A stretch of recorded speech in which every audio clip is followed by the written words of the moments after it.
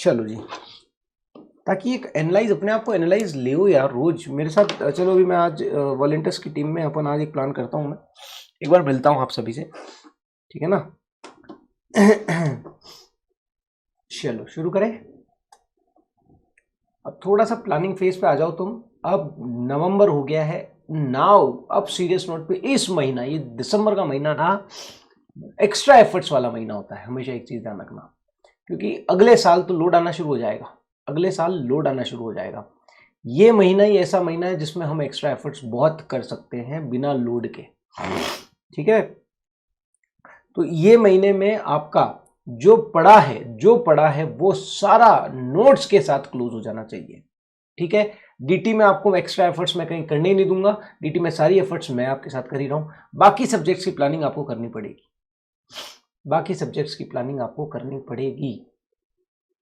DT का notes मैं सबका प्रिपेयर करवा दूंगा, रिवीजन करवा दूंगा, सब मैं करवा दूंगा, उसकी आपको टेंशन नहीं लेनी है। बट बाकी सब्जेक्ट में आपको अपने आप को मजबूत करना पड़ेगा। मैं वो तैयारी के बारे में बोल रहा हूं, सिर्फ पढ़ने के बारे में नहीं बोल रहा हूं। आप हमेशा एक चीज सुनो। ये क्या है, लॉ में कंपनी लॉ। अच्छा, मैं हमेशा एक चीज बोलता हूं कि तैयारी वो हो कि अगले दिन एग्जाम दिया जाए तो हमें डरना हो। मैं वो तैयारी के बारे में बोल रहा हूँ। वो तैयारी डीटी में कराने की जिम्मेदारी मेरी है कि आपको इतना सिंक करा दूं चीजों को कि आप एग्जाम देने जाओ तो बस ये दैट इज द सफिशिएंट। अगले दिन एग्जाम है, हाँ भाई मैं जा सकता हूँ, मेरे को डर नहीं हो, सोच नहीं हो मेरे को यार सर पढ़ना पड़ेगा, ये इतने चैप्टर है, वो फालतू का डर नहीं चाहिए।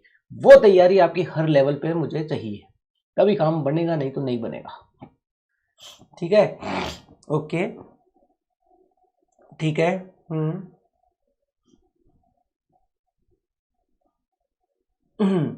आपको हर एक टॉपिक के बारे में पता होना चाहिए। मैंने जो वेटेज चार्ट बनवाया ना, उसका पर्पज यही है कि मेरे को पता होना चाहिए मेरे टॉपिक क्या क्या हैं, मेरे टॉपिक्स क्या क्या हैं, उन टॉपिक का वेटेज क्या क्या है, ठीक है। ये चार्ट की कहानी कहां तक पहुंची, हमारी वॉलंटियर्स की टीम हमने काम किया था इस पे। मेरे हिसाब से शायद काम हो चुका है। हाँ किसी ने किया था, आरवा या किसी ने तो किया था यार ये काम। जहां तक मुझे आइडिया है शायद ये काम हो चुका है, बट मैंने उसे अभी तक नहीं देखा है। मैं आज आपका रिव्यू करने की कोशिश करूंगा, क्योंकि यार मेरे हाथ में भी काम बहुत सारे आ चुके हैं।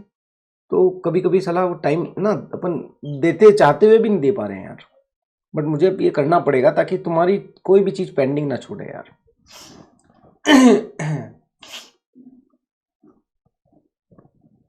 हो गया है, हो गया ना। हाँ, वो शीट एक बार मुझे वापस शेयर कर पाओगे? अपने ग्रुप पे पड़ी होगी शायद। वैसे तो जो भी है ना, अपना वॉलंटियर्स वाला ग्रुप है ना, उसी पे रखो सारी चीजें ताकि एक जगह मिल जाए अपने को। हाँ बस, अब सब्जेक्ट वाइज किया है। हाँ आरवा आपने किया था शायद, मुझे जैसा याद आ रहा है। तो जो सब्जेक्ट वाइज किया है उसमें परसेंटेज वाइज का भी प्लान करना है। पास्ट एग्जाम्स का क्या देख रहे हो? तुम्हारे पास क्या ऐसी चीज है जिससे तुम पास्ट एग्जाम्स कर पाओगे? मुझे ये बताओ, तुम्हारे पास क्या ऐसा कंटेंट है जिससे तुम पास्ट एग्जाम्स का प्लान कर पाओगे? बताओ क्या कंटेंट है अभी तुम्हारे हाथ में, बताओ क्या कंटेंट है जिससे तुम पास्ट एग्जाम्स का प्लान कर पाओगे? बोलो। डीटी के अंदर मैं करता हूं, ठीक है। डीटी के अंदर अपन को पास्ट एग्जाम्स, अपन ने past exams plus MTP plus RTP, ठीक है ना, प्लस मॉड्यूल। ये मॉड्यूल पास्ट एग्जाम्स के क्वेश्चंस, एमटीपी आरटीपी, ये हमें करना है। That's it. लिमिटेड रखो चीज़ों को, ज़्यादा नहीं जाना है। चीज़ों को फिक्स रखो कि मुझे ये पढ़ना है, मतलब यही पढ़ना है, बहुत है। इंस्टीट्यूट का मॉड्यूल करना, इंस्टीट्यूट की आरटीपी एमटीपी करना, और इंस्टीट्यूट के जो एग्जाम्स के क्वेश्चन है वो करना, मोर देन सफिशिएंट। उसके अलावा कुछ करने की जरूरत नहीं है, ठीक है। इसी तरीके से बाकी हर सब्जेक्ट के अंदर तुम्हारा क्या है तुम्हारे हाथ में, बताओ। जो भी है, वॉट एवर, लॉ, अकाउंट्स जो भी, मतलब ठीक है। यार एक तो यार ये पता नहीं यार इसको। अच्छा, आपने शेयर किए थे क्या नीलाजीत को? ठीक बात है। मैं नीलाजीत से कनेक्ट करूंगा। नीलाजीत पता नहीं कहाँ चले गया यार।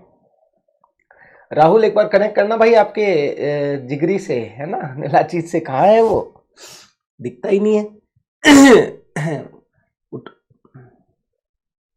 उसे बोलो पड़ोसन के चक्कर में इतना बिजी मत हो कि हमारी पढ़ाई भूल जावे। हाँ उसे बोलना फोन करके। का इतना पड़ोसन के चक्कर में तू बिजी हो रहा है? पहले एग्जाम पास कर ले तो पड़ोसन तो आ जाएगी, नहीं तो वो भी भाग जाएगी। चलो आ जाओ, शुरू करते हैं अपन। प्रैक्टिस क्वेश्चंस, ओके, बट क्या उसमें पास्ट एग्जाम्स के क्वेश्चंस हैं? वो चीज ध्यान रखो, वो इंश्योर करो, ठीक है, वो सारी चीजें इंश्योर करो यार। मुझे लगता है कि आज तुम्हारे से वापस कनेक्ट करना पड़ेगा, थोड़ा सा चीजों को व्यवस्थित करना पड़ेगा, बस व्यवस्थित नहीं हो रही है चीजें। तुम ऐसे अगर इधर उधर रहेंगे ना कि भाई इधर से क्या चीजें पढ़नी है मुझे पता नहीं है, क्या चीजें इधर पढ़नी है मुझे पता नहीं है, भाई साहब मामला गड़बड़ हो जाएगा यार। बुकलेट कंप्लीट कर रहे हैं, बैकलॉग कंप्लीट कर रहा है राहुल, उसे बोलो बस ये आज कैपिटल गेन कंप्लीट हो रहा है, सारा जो बैकलॉग कंप्लीट करना है करकुरा के फ्री हो जा, क्योंकि जब नोट सीरीज में तो मेरे को सब चाहिए ही चाहिए, ठीक है ना, नोट सीरीज में सब चाहिए ही चाहिए। चलो अब आ जाओ, अब तुम्हें वापस से समझाता हूं मैं। सेक्शन 54 अपन ने कल कौन कौन से सेक्शन देखे थे? सेक्शन 54 देखा था, और क्या देखा था सर? सेक्शन 54 के साथ 54F देखा था, ये दोनों रेजिडेंशियल हाउस प्रॉपर्टी से रिलेटेड थे, ठीक है ना। 54 में क्या था कि मकान बेच के मकान खरीदा हो, ठीक है। वो नोट सीरीज में मैं चार्ट बनवाऊंगा, इसलिए अभी नहीं बनवा रहा हूँ, छोड़ दो, ठीक है ना, बस समझा रहा हूँ मैं यहाँ पे, ठीक है। 54F देखा था, फिर अपन ने सेक्शन 54B देखा था, भारत का सबसे मेन इंपॉर्टेंट चीज क्या है? एग्रीकल्चर, ठीक है। फिर हमने सेक्शन 54D देखा था, industrial land and building acquire कर लियो, कंपल्सरी एक्विजिशन हो गया हो, ठीक है। सेक्शन 54EC देखा था, अगर आपने कोई भी एसेट्स बेची है, कोई भी लॉन्ग टर्म एसेट्स बेची है और आपने बॉन्ड्स खरीदे हैं, राइट, उसके केस में आपको 54EC मिल जाता है। सेक्शन 54G और GA देखा था, ठीक है, ये अपन ने कल देखे थे, ठीक है। चलो, एक पॉइंट अगर आपको ढंग से आता है सारी चीजें आपकी व्यवस्थित हो जाएगी। मुझे आप सेक्शन 54 यहां पर बताते जाना, आपका ये पूरा डिसॉल्व होता जाएगा। असेसी कौन होता है सेक्शन 54 के अंदर? पहला, कौन सी assets? Transferred assets. Transferred assets कौन सी होनी चाहिए? न्यू असेट्स, मतलब आपकी एक असेट्स बिकी है, ये बोलता है कि भैया जो तुम्हारी असेट्स बिकी है, अगर उससे आया, उससे जो भी तुम मतलब ये कहता है कि जो असेट्स बिकी है उसके बाद अगर तुम कोई नई एसेट्स खरीदते हो तो हम तुम्हें क्या कर देंगे? 54 की एग्जेम्पशन दे देंगे, ठीक है। चौथा, सर कितना हमें एग्जेम्पशन मिलेगा? एग्जेम्पशन हमें कितना मिलेगा, है ना। और पांचवा, कब हमारा एग्जेम्पशन विड्रॉल हो सकता है? एग्जेम्पशन विड्रॉल, ये 5 पॉइंट, बस ये 5 पॉइंट दिमाग में रखो, तुम्हारी हर एक प्रॉब्लम रिजॉल्व हो जाएगी। असेसी कौन होना चाहिए? कौन बताएगा? सबसे पहले 54F के अंदर क्या था? मकान बेचकर मकान खरीदा हो, ठीक है। रेजिडेंशियल हाउस प्रॉपर्टी आपने सेल करी हो और न्यू रेजिडेंशियल हाउस प्रॉपर्टी खरीदी हो इन इंडिया, ठीक है ना, दिस इज द तो आपको बेनिफिट मिलेगा। और यहां पर ध्यान रखना, this is for long term, long term assets होना चाहिए। तो किसको मिलेगा बेनिफिट? मकान किसको चाहिए रहने के लिए? इंडिविजुअल को चाहिए। तो ये याद रखने की क्या जरूरत है? याद नहीं रखना ना भैया, मकान किसको चाहिए? इंडिविजुअल और एचयूएफ को चाहिए, ठीक है। चलो बढ़िया बात है, तो उसको ही मिलेगा बेनिफिट। ट्रांसफर्ड असेट्स क्या है? रेजिडेंशियल हाउस प्रॉपर्टी और लॉन्ग टर्म कैपिटल असेट्स होनी चाहिए, ठीक है। सर ये रेजिडेंशियल हाउस प्रॉपर्टी कहीं भी हो, दुबई में हो, हाँ कहीं पे भी हो, कोई प्रॉब्लम नहीं है। नई रेजिडेंशियल प्रॉपर्टी जो एक्वायर कर रहे हो, it should be in India. अच्छा, नई प्रॉपर्टी जो आप एक्वायर कर रहे हो, it should be residential house property in India. अच्छा सर, आपको कितने टाइम में एक्वायर करना है? कितने टाइम के अंदर आपको इसे एक्वायर करना है? टाइम बताओ, क्या टाइम लिमिट है यहाँ पे? बताओ, टाइम लिमिट बताओ। टाइम लिमिट बताओ भाई। सर ये ट्रांसफर डेट है, मान लो इसे हम बोलते हैं TD, transfer date. Transfer date से 1 साल पहले आप खरीद सकते हो या 2 साल के अंदर आप परचेस कर सकते हो या 3 साल के अंदर आप कंस्ट्रक्शन कर सकते हो। बस ये चीज आपको ध्यान रखनी है, ठीक है। ट्रांसफर डेट, कंफ्यूज मत होना, ट्रांसफर डेट, ठीक है ना, ये चीज आपको ध्यान रखना। अच्छा यहां पर एक मैंने आपको नोट बताया था कि जो नई रेजिडेंशियल हाउस प्रॉपर्टी आप खरीद रहे हो, जो नई रेजिडेंशियल हाउस प्रॉपर्टी आप खरीद रहे हो, इट शुड बी वन। मकान बेच के मकान खरीदा हो, एक मकान पे बेनिफिट मिलेगा, ज्यादा पे नहीं मिलेगा, ठीक है ना। और जो लिमिट है 10 करोड़ से ज्यादा एग्जेम्पशन आपको नहीं मिलेगी। This is the amendment, this is the amendment, ठीक है ना। पहले क्या हुआ करता था, मान लो मैंने 50 करोड़ का मकान बेचा, 50 करोड़ का मान लो, ये एक्चुअली क्यों लाया गया, बिकॉज ऑफ, मैं बताता हूँ, स्टार्टअप्स के लिए लाया गया। जैसे आज मान लो भरत रूनीवाल ने, आपको पता है, एक नया कंसेप्ट इंट्रोड्यूस किया था। भरत रूनीवाल ने क्या करा, 1 करोड़ लगा के एक कंपनी बनाई, नया कंसेप्ट इंट्रोड्यूस किया, उसकी वैल्यू बढ़ती गई बढ़ती गई बढ़ती गई, और शार्क टेक इंडिया में भरत रूनीवाल को बुलाया गया और बोला कि सर आपके ये 10% स्टेक के बदले हम आपको 50 करोड़ देते हैं। अब मेरे को क्या मिला, मैंने अपना 10% शेयर बेचा, मैंने 10% शेयर्स बेचे और मुझे मिले कितने, 50 करोड़। कैपिटल गेन लगेगा, बिल्कुल लगेगा, लगेगा ना, बिल्कुल लगेगा। 50 करोड़ मेरा फुल वैल्यू ऑफ कंसिडरेशन हो गया। हो सकता है मेरी कॉस्ट तो नॉमिनल है मान लो मेरे को तो बोल इतनी नॉमिनल है कि पूरा का पूरा कैपिटल गेन मान लो आप, तो 50 करोड़ पूरा का पूरा कैपिटल गेन है ना, पूरा का पूरा कैपिटल गेन। अब भरत रूनीवाल क्या करेगा, 50 करोड़ पे टैक्स देगा क्या? भरत रूनीवाल बावड़ा दिखता है क्या तुमको? है ऐसे हिंदुस्तान के सारे लोग तुम्हें बावड़े दिखते हैं क्या जिनको 50 करोड़ स्टार्टअप में मिले? ये एक्चुअली स्टार्टअप बूम के कारण ये इंपैक्ट आया। अब जिसको 50 करोड़ मिले वो क्या करेगा उस 50 करोड़ का, बताओ क्या करेगा? उस पर टैक्स देगा, भैया टैक्स देगा, नुकसान हो जाएगा। भरत रूनीवाल क्या करेगा, एक कोठी खरीदेगा, दिल्ली के अंदर एक कोठी खरीदेगा, या बॉम्बे के अंदर एक मन्नत के पास में मकान खरीदेगा, ठीक है ना। दिल्ली मुंबई में क्या करेगा, एक कोठी खरीदेगा, मकान खरीदेगा, ठीक है ना।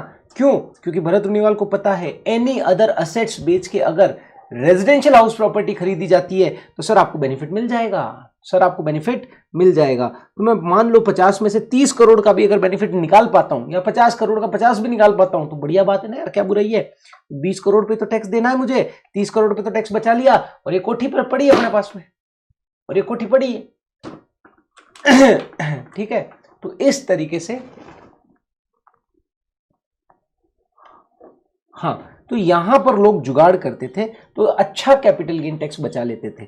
अब डिपार्टमेंट ने क्या करा, इस बार अमेंडमेंट करके बोला देख भाई तेरे को 50 करोड़ का कैपिटल गेन है और तू अब कितना भी इन्वेस्ट कर, मैक्सिमम 10 करोड़ से ज्यादा तेरे को बेनिफिट नहीं मिलेगा, ना तो 54 के अंदर मिलेगा ना 54F के अंदर मिलेगा। ले भाई कहानी खत्म कर दी, ठीक है। दिस इज द अमेंडमेंट, समझ आया भाई। अब अपने को नोट्स पे भी काम करना है, मेरे पास नोट्स रेडी हैं। राहुल आप एक बार मुझसे आज कनेक्ट करो, नोट्स रेडी हैं, मैं आपको दे दूंगा, उसको थोड़ा सा मैं आपको समझा दूंगा करना क्या है उस पर काम, ठीक है ना। तो अपनी टीम के अंदर अपन डिस्ट्रीब्यूट करके फाइनल कर लो उनको चीज़ों को ठीक है, चलो तो ये भी क्लियर हो गया आपको। अच्छा एक चीज मैंने बताई थी कि मकान बेचकर नया मकान खरीदा हो, एक मकान पे बेनिफिट मिलता है, लेकिन once in a life time 2 मकान पे आप ये बेनिफिट ले सकते हो, बताया था 2 मकान पे बेनिफिट ले सकते हो। भाई साहब मान लो राहुल ने मकान बेचा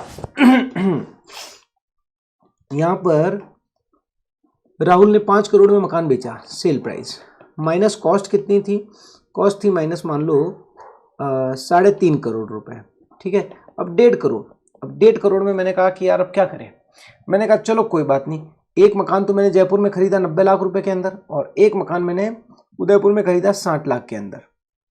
क्या मैं दोनों पे बेनिफिट ले सकता हूं? एज पर रूल आप एक मकान पे बेनिफिट ले सकते हो, या तो 90 लाख का ले लो या 60 लाख का ले लो, है ना। तो ऑब्वियस है ज्यादा वाले का ही लूंगा। बट 2019 में आपको एक बेनिफिट दिया गया कि once in a life time आप 2 मकान का बेनिफिट ले सकते हो, आप 2 मकान का बेनिफिट ले सकते हो। तो यहां पर मैं इन दोनों का बेनिफिट लेके यहां पर अपना कैपिटल गेन 0 कर सकता हूं। समझ आ रहा है क्या आपको? ठीक है, समझ आ रहा है। और हमेशा एक चीज ध्यान रखना कि अगर मान लो देखो ये मेरा फ्लैट है, ये 2 फ्लैट है, ये है फ्लैट नंबर 101, ये है फ्लैट नंबर 102। अब देखना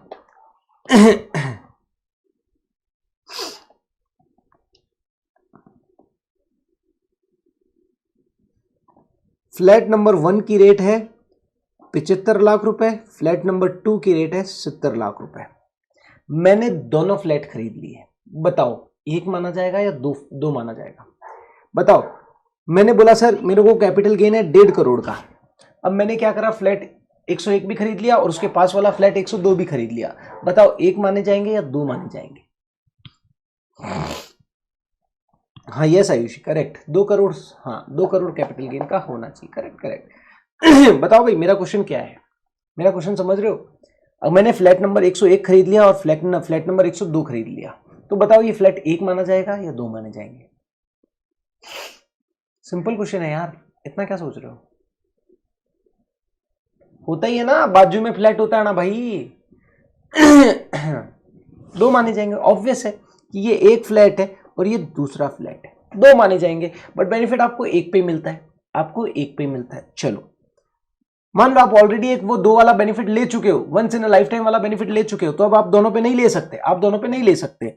लेकिन अब समझना मैंने क्या किया, मैंने कहा सर मेरी ज्वाइंट फैमिली है, बड़ी फैमिली है, मैंने बीच की दीवार तोड़ा दी, मैंने बीच की दीवार तोड़ा दी और अब ये एक ही फ्लैट हो गया। बताओ ये एक माना जाएगा या दो माना जाएगा? स्टिल एक माना जाएगा या दो माना जाएगा? बताओ। मैंने ये बीच की दीवार तोड़ा दी, flat number 101, flat number 102, owner अलग अलग थे, लेकिन मैंने बीच की दीवार तोड़ा के उसे एक फ्लैट बना दिया। बताओ अब क्या माना जाएगा? एक माना जाएगा। ये चीज हमेशा ध्यान रखना। अगर मैं चाहे दो फ्लैट खरीद रहा हूं लेकिन वो रेजिडेंशियल प्रॉपर्टी एक सिंगल रेजिडेंशियल प्रॉपर्टी मतलब एक ही मकान माना जा रहा है, अगर दीवार बीच में है तब तो वो दो फ्लैट हो जाते हैं, है ना। बट मैंने उनको तोड़कर दीवार मिला के एक ही फ्लैट बना दिया, ठीक है ना, तो वो एक प्रॉपर्टी मानी जाएगी। और यस अब मैं पूरा क्लेम कर सकता हूं, डिपार्टमेंट मेरे को मना नहीं कर सकता है। मैं बोलूंगा देखो साहब मेरी ज्वाइंट फैमिली है, देखो ये पूरा मकान मेरा ही है, एक ही फ्लैट है, दिस इज सिंगल फ्लैट, ठीक है, तो यहां पर मुझे बेनिफिट मिल जाएगा। सेम ऊपर एक फ्लोर है नीचे एक फ्लोर है, मैंने क्या कर दिया मिलाकर एक ही फ्लैट बना दिया, उसे भी सिंगल यूनिट माना जाएगा, ये चीज ध्यान रखना। लेकिन एक 5वें फ्लोर पे है एक 8वें फ्लोर पे है, 2 यूनिट मानी जाएगी, ये चीज ध्यान रखना। These are the basic things, right. तो आपको यहां पर क्लियर हो रहा है, assets, transferred assets, new assets, exemption. Exemption कितनी मिलती है? ये बोलता है जो भी कैपिटल गेन है उससे ज्यादा आपको एग्जेम्पशन मिलेगी नहीं।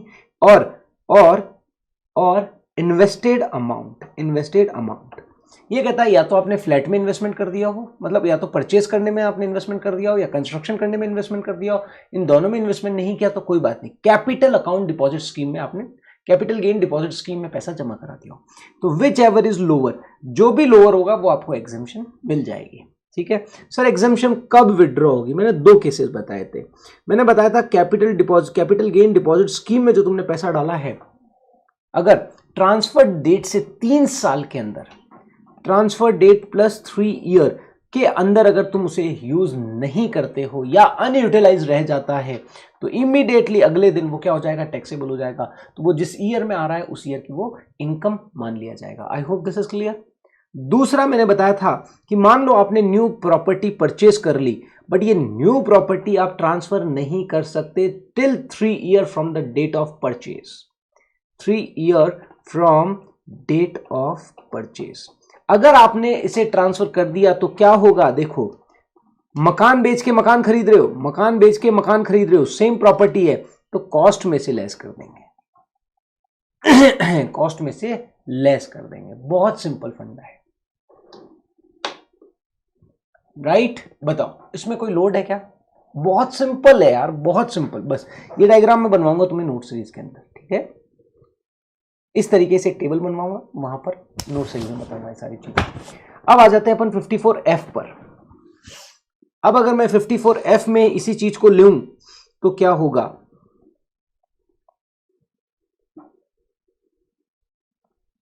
चलो बताओ। एक मिनट यार, ये अगर रिमूव हो जाता है तो देखते हैं, तो टाइम भी बहुत लगता है यार इसको रिमूव करने में।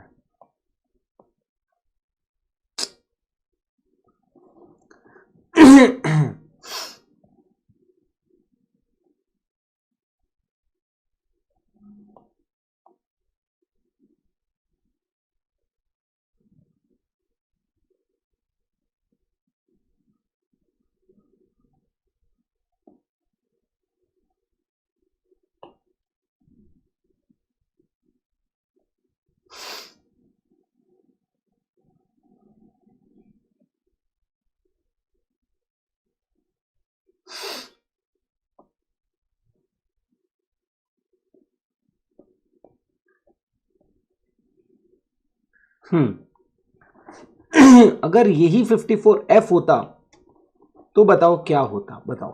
54F transferred assets, any other capital, very good, any long term capital assets other than residential house property. 54F में अगर आपने एनी अदर असेट्स बेचकर मकान खरीदा है, residential house property in India, ठीक है, इन इंडिया, तो ही आपको बेनिफिट मिलेगा।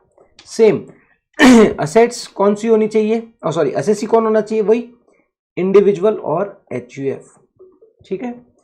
ट्रांसफर्ड एसेट्स कौन सी होनी चाहिए, any long term capital assets other than residential house property, ठीक है। नई एसेट्स आप जो एक्वायर कर रहे हो वो कौन सी होनी चाहिए, residential house property in India. कितने समय में आपको करना है, ट्रांसफर डेट के 1 साल पहले आप परचेज कर लो, 2 साल के अंदर परचेज कर लो, या 3 साल के अंदर कंस्ट्रक्शन कर लो। I hope this is clear, ठीक है। यहां पर क्या कंडीशन है कि जिस दिन आप मकान बेच रहे हो उस दिन आपके पास मैक्सिमम एक प्रॉपर्टी होनी चाहिए, उससे ज्यादा प्रॉपर्टी नहीं होनी चाहिए। अगर मान लो आप कोई भी एसेट, सॉरी मकान क्या, आप मान लो कोई भी एसेट्स बेच रहे हो, जैसे आपने गोल्ड बेचा, गोल्ड बेच के आप मकान खरीद रहे हो, लेकिन जिस दिन आप गोल्ड बेच रहे हो उस दिन आपके पास एक से ज्यादा मकान नहीं होना चाहिए। अगर उस दिन आपके पास एक से ज्यादा मकान है तो फिर आपको ये बेनिफिट नहीं मिलेगा, ये चीज ध्यान रखना। ऑलरेडी आपके पास 2 मकान है और आप तीसरा मकान खरीद रहे हो, नहीं बेनिफिट नहीं मिलेगा। एक मकान है, दूसरा खरीद रहे हो, बेनिफिट मिल जाएगा, कोई प्रॉब्लम नहीं है। लेकिन एक चीज ध्यान रखना, एक मकान है और आप एक खरीद रहे हो, है ना, बेनिफिट मिल जाएगा। लेकिन एक और चीज ध्यान रखना, ये कहता है बाद के 2 सालों में भी और कोई मकान नहीं खरीदना है आपको, ठीक है ना। मतलब ये क्या बोलता है कि आपके पास एक मकान होना चाहिए, कोई प्रॉब्लम नहीं है, एक से ज्यादा है तो आपको बेनिफिट नहीं मिलेगा। सिंपल सी बात है, आपको बेनिफिट नहीं मिलेगा, ठीक है ना। एक्सक्लूडिंग दिस मकान, क्योंकि ये मकान खरीदोगे उसके बाद तो आपके पास 2 हो जाएंगे, लेकिन इस मकान को एक्सक्लूड करते हुए आपके पास एक से ज्यादा मकान नहीं होना चाहिए जिस दिन आप असेट्स ट्रांसफर कर रहे हो। एग्जेम्पशन कितनी मिल जाएगी, यहां पर मुझे कौन बताएगा एग्जेम्पशन कितनी मिल जाएगी। वेरी गुड, यहां पर आपको कैपिटल गेन से ज्यादा कभी एग्जेम्पशन मिलती नहीं है, और invested amount into net profit ratio, ठीक है ना, net profit ratio which average, मतलब जो भी आपका इन्वेस्टेड अमाउंट है उस पर आपको नेट प्रॉफिट रेशियो से मल्टीप्लाई करना पड़ेगा, ठीक है।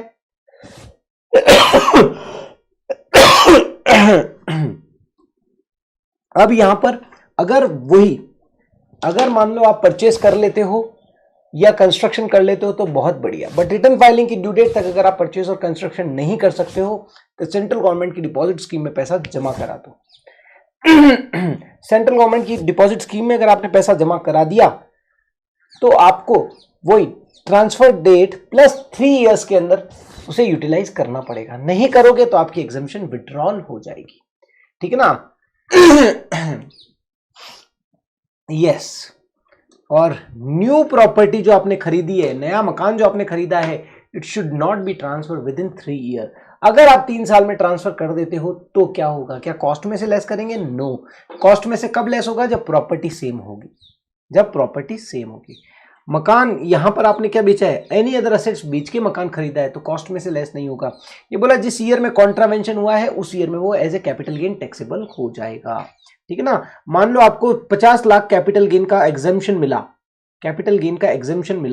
तो इन्होंने बोला है जिस ईयर में आपने कॉन्ट्रावेंशन किया है उस ईयर में ये 50 लाख रुपए आपके क्या हो जाएंगे, टैक्सेबल हो जाएंगे as a long term capital gain. I hope this is clear, simple है, कोई प्रॉब्लम है यहां तक?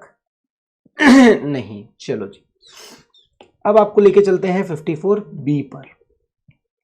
क्या था 54B?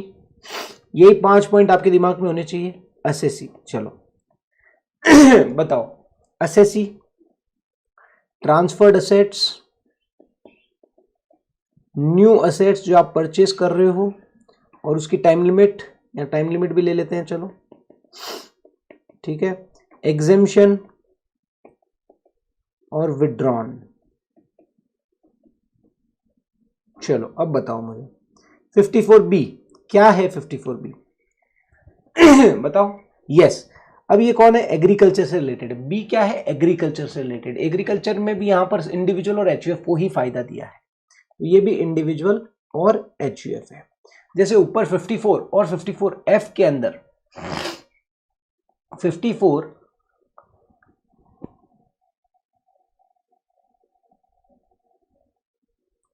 अच्छा, हमने कोई प्रॉपर्टी परचेज कर ली और कोई अमाउंट अनयूटिलाइज रह गई, तो हमें उसे कंस्ट्रक्शन में अगर किसी और ना किसी और में कैसे यूज ले लोगे? एक प्रॉपर्टी पे बेनिफिट मिलता है, आप किसी और में कैसे ले सकते हो? पॉसिबल ही नहीं है। यही तो मैंने बताया है, एक प्रॉपर्टी पे मैक्सिमम आपको बेनिफिट ही एक प्रॉपर्टी पे मिलेगा, आप नहीं कर सकते किसी और जगह यूज।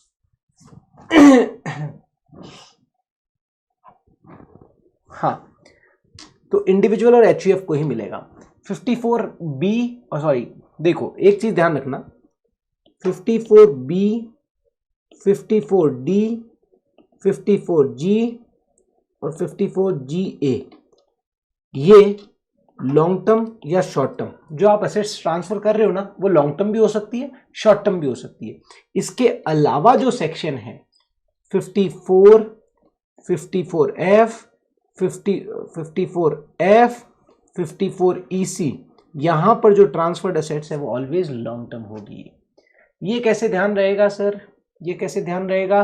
देखो, हमेशा बड़ी जीजी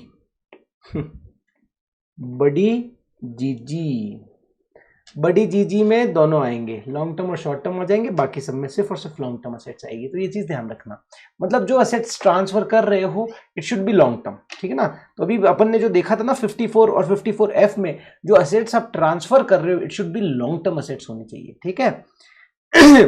अब यहां पर 54B में क्या है, ट्रांसफर असेट्स कोई भी हो सकती है, लॉन्ग टर्म भी हो सकती है, शॉर्ट टर्म भी हो सकती है, बट वो कौन सी है? बी से मतलब भारत की सबसे इंपॉर्टेंट चीज क्या है? Agriculture land. अगर आप एग्रीकल्चर लैंड ट्रांसफर करते हो सर, कौन सी? रूरल पे तो कोई टेंशन ही नहीं है, क्योंकि रूरल पे तो कैपिटल गेन इंपोज ही नहीं होता है, तो फिर ये कौन सी हो जाएगी? अर्बन एग्रीकल्चर लैंड अगर आप ट्रांसफर करते हो, ये चीज ध्यान रखना, इन इंडिया। बाहर की लैंड पे आपको बेनिफिट नहीं मिलेगा, इंडिया की लैंड पे ही आपको बेनिफिट मिलेगा। ठीक है ना। न्यू जो असेट्स परचेस कर रहे हो, कौन सी? एनी एग्रीकल्चर लैंड, चाहे वो रूरल हो या अब अर्बन हो, कोई इश्यू नहीं है। परचेज में कोई भी होना चाहिए। कितने सालों में परचेज कर लेना है आपको? कितने सालों में? 2 साल के अंदर आपको ये परचेज कर लेना है, ट्रांसफर डेट के अंदर।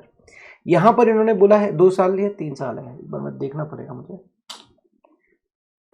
शायद 3 ईयर्स ही है, 3 ईयर्स ही है, सॉरी, हाँ 3 ईयर्स ही है, yes, within 3 years from the date of transfer, 3 year ही है। अच्छा, ये चीज ध्यान रखना, ये जो असेट्स आप ट्रांसफर कर रहे हो, एटलीस्ट 2 साल आप या आपके फैमिली मेंबर उसे एग्रीकल्चर पर्पस के लिए यूज कर रहे हो, ट्रांसफर के इमीडिएट पहले आप एटलीस्ट 2 सालों से आप उसे एग्रीकल्चर पर्पस के लिए यूज कर रहे हो, तो आपको बेनिफिट मिल जाएगा, ठीक है। टाइम लिमिट क्या है? टाइम लिमिट मैंने बताई दी, 3 साल की टाइम लिमिट है। ट्रांसफर डेट से 3 साल के अंदर आप नई एग्रीकल्चर लैंड खरीद सकते हो, ठीक है ना। परचेज असेट्स भी इंक्लूड होगी ना, मतलब क्या? जो ही समझा नहीं मैं आपकी बात को। परचेज असेट मतलब क्या होता है? यस, जो ही वापस बोलो। कौन सी परचेज असेट्स? कौन सी?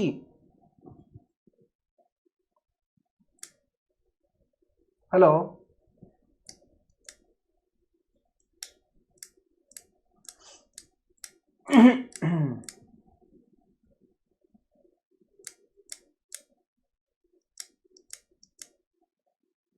चलो आप बताओ क्या है आपका क्वेरी, देखते हैं। एग्जेम्पशन आपको कितना मिलेगी? देखो, एग्रीकल्चर, अर्बन एग्रीकल्चर लैंड अगर आपने बेच के नई एग्रीकल्चर लैंड खरीदी है, यस, आपको बेनिफिट मिल जाएगा। विदिन 3 ईयर आप खरीदोगे तो बेनिफिट मिल जाएगा। एग्जेम्पशन कितनी मिलेगी? कैपिटल गेन और अमाउंट इन्वेस्टेड। यहाँ पे परसेंटेज नहीं है भैया, तुमने 10 लाख इन्वेस्ट किया है, 1 करोड़ इन्वेस्टमेंट किया है, कैपिटल गेन और 1 करोड़ विच एवरेज लोअर, वो आपको बेनिफिट मिल जाएगा, क्योंकि कैपिटल गेन जो हुआ है उस असेट्स पर, राइट, उससे ज्यादा बेनिफिट आपको नहीं दे सकते। हाँ, ऑब्वियस इंडिया ही होगी, इंडिया। एग्रीकल्चर लैंड मतलब, जब भी एग्रीकल्चर लैंड की बात होती है ना, जहां पे आपको बेनिफिट दिया जाता है, तो इन इंडिया की बात होती है, ठीक है। विड्रॉ, अब देखो, एग्रीकल्चर लैंड बेच के आप एग्रीकल्चर लैंड खरीद रहे हो, ठीक है, सेम असेट्स है। अगर विदिन ये न्यू प्रॉपर्टी 3 साल के पहले आप उसे सेल नहीं कर सकते, अगर सेल करते हो तो कॉस्ट में से लेस कर देंगे, समझ आ रहा है? कॉस्ट में से लेस कर देंगे,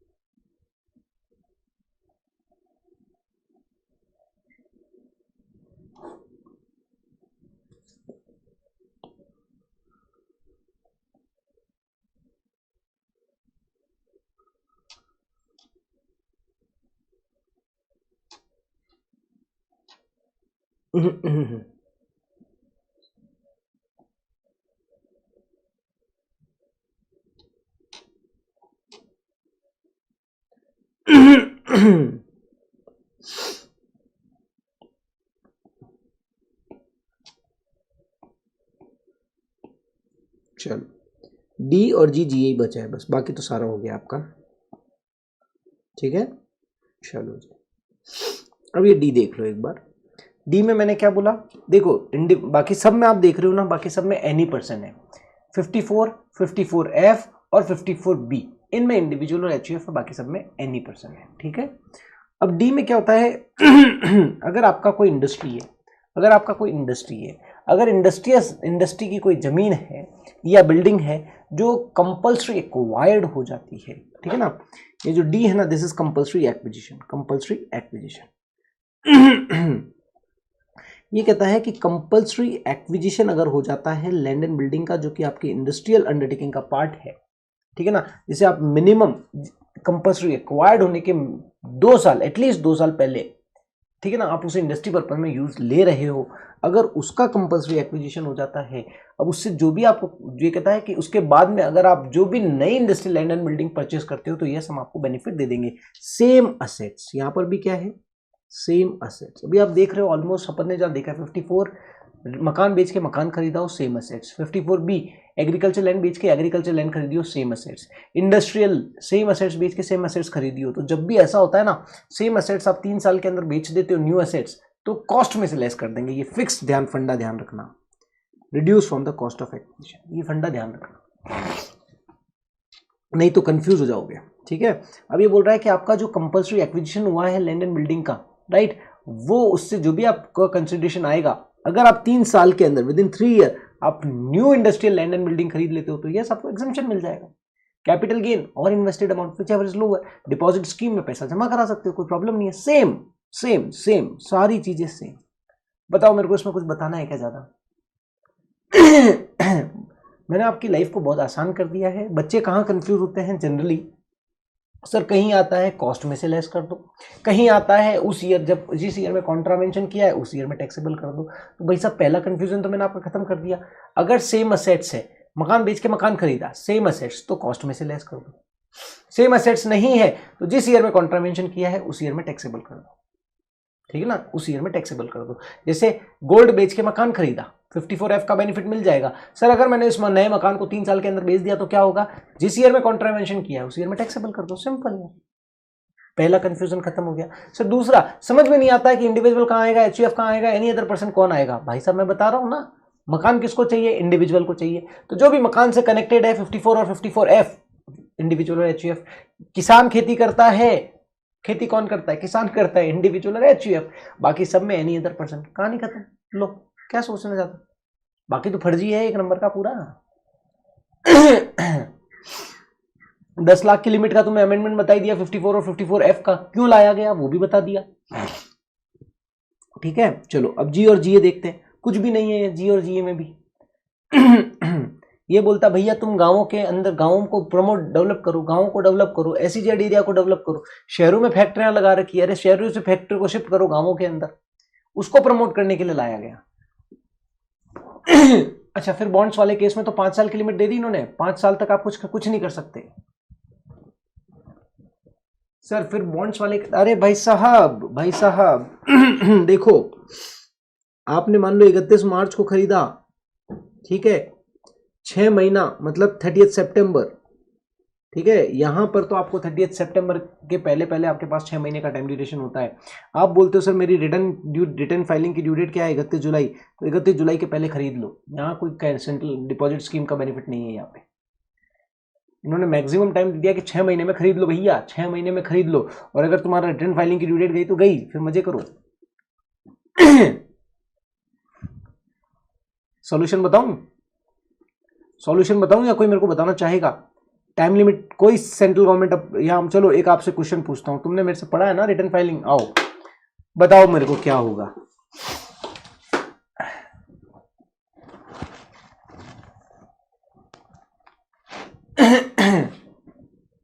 अब सुनना, जूही वेरी गुड क्वेश्चन, ठीक है। जूही क्या बोलती है? सर मैंने जमीन बेची, जमीन बेच के जो आया वो बॉन्ड्स में पैसा लगाना है सर। आपने बोला था 6 महीना, मैंने तो 31 मार्च को बेची सर, मैं तो 30 सितंबर को इन्वेस्ट करूंगी। 6 महीने का टाइम ड्यूरेशन है सर, एक्ट में लिखा हुआ है। गलत बात है सर, मैं तो 30 सितंबर के पहले पैसा नहीं लगाऊंगी। एक एक रुपए का ब्याज मुझे बहुत प्यारा है। ठीक है ना, मन्नत के बाद में बंगला लिया हुआ है, मैं एक एक रुपए की वक़्त समझती हूं, मेरे को एक एक रुपए का ब्याज बड़ा प्यारा है। मैं तो सर 30 सितंबर को ही लगाऊंगी। आप मेरे को बेनिफिट रिजेक्ट नहीं कर सकते, नहीं कर सकते, बिल्कुल नहीं कर सकते। कौन कह रहा है आपको बेनिफिट रिजेक्ट होने का? तो फिर सर मेरे को रिटर्न तो फाइल करना है जुलाई में, आप मुझे बेनिफिट दोगे 30 सितंबर में, ऐसा कैसे हो सकता है? मुझे कौन बताएगा ऐसा कैसे हो सकता है? कौन बताएगा ऐसा कैसे हो सकता है? बताओ कौन बताएगा?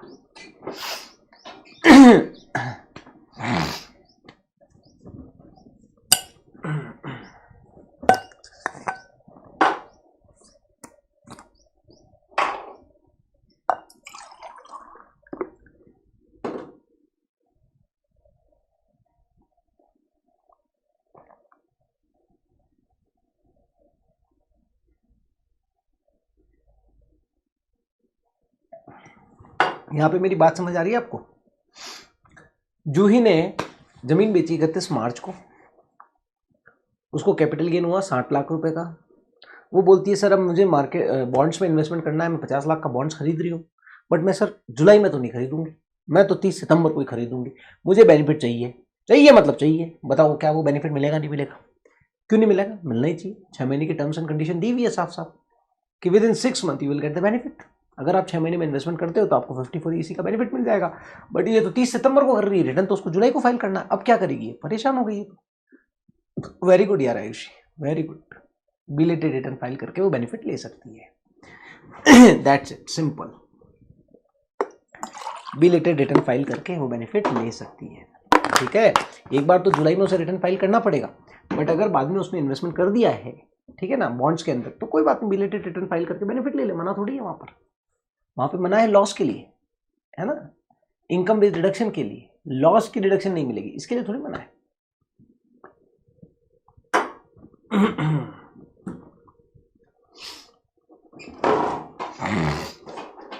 आई होप दिस इज क्लियर। चलो अब आपको समझा देता हूं अगला वाला।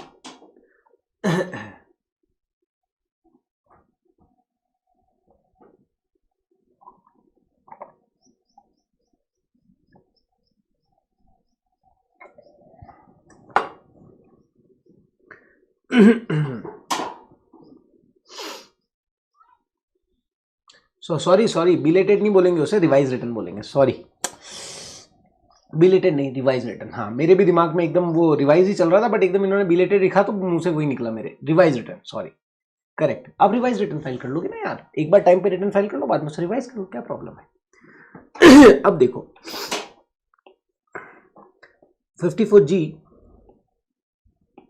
54G और GA, ये क्या बोलते हैं सर? शहरों से फैक्ट्रियों को शिफ्ट करो गाँव में, क्योंकि अगर फैक्ट्रियां गाँव में शिफ्ट होगी तो गाँव का डेवलपमेंट होगा।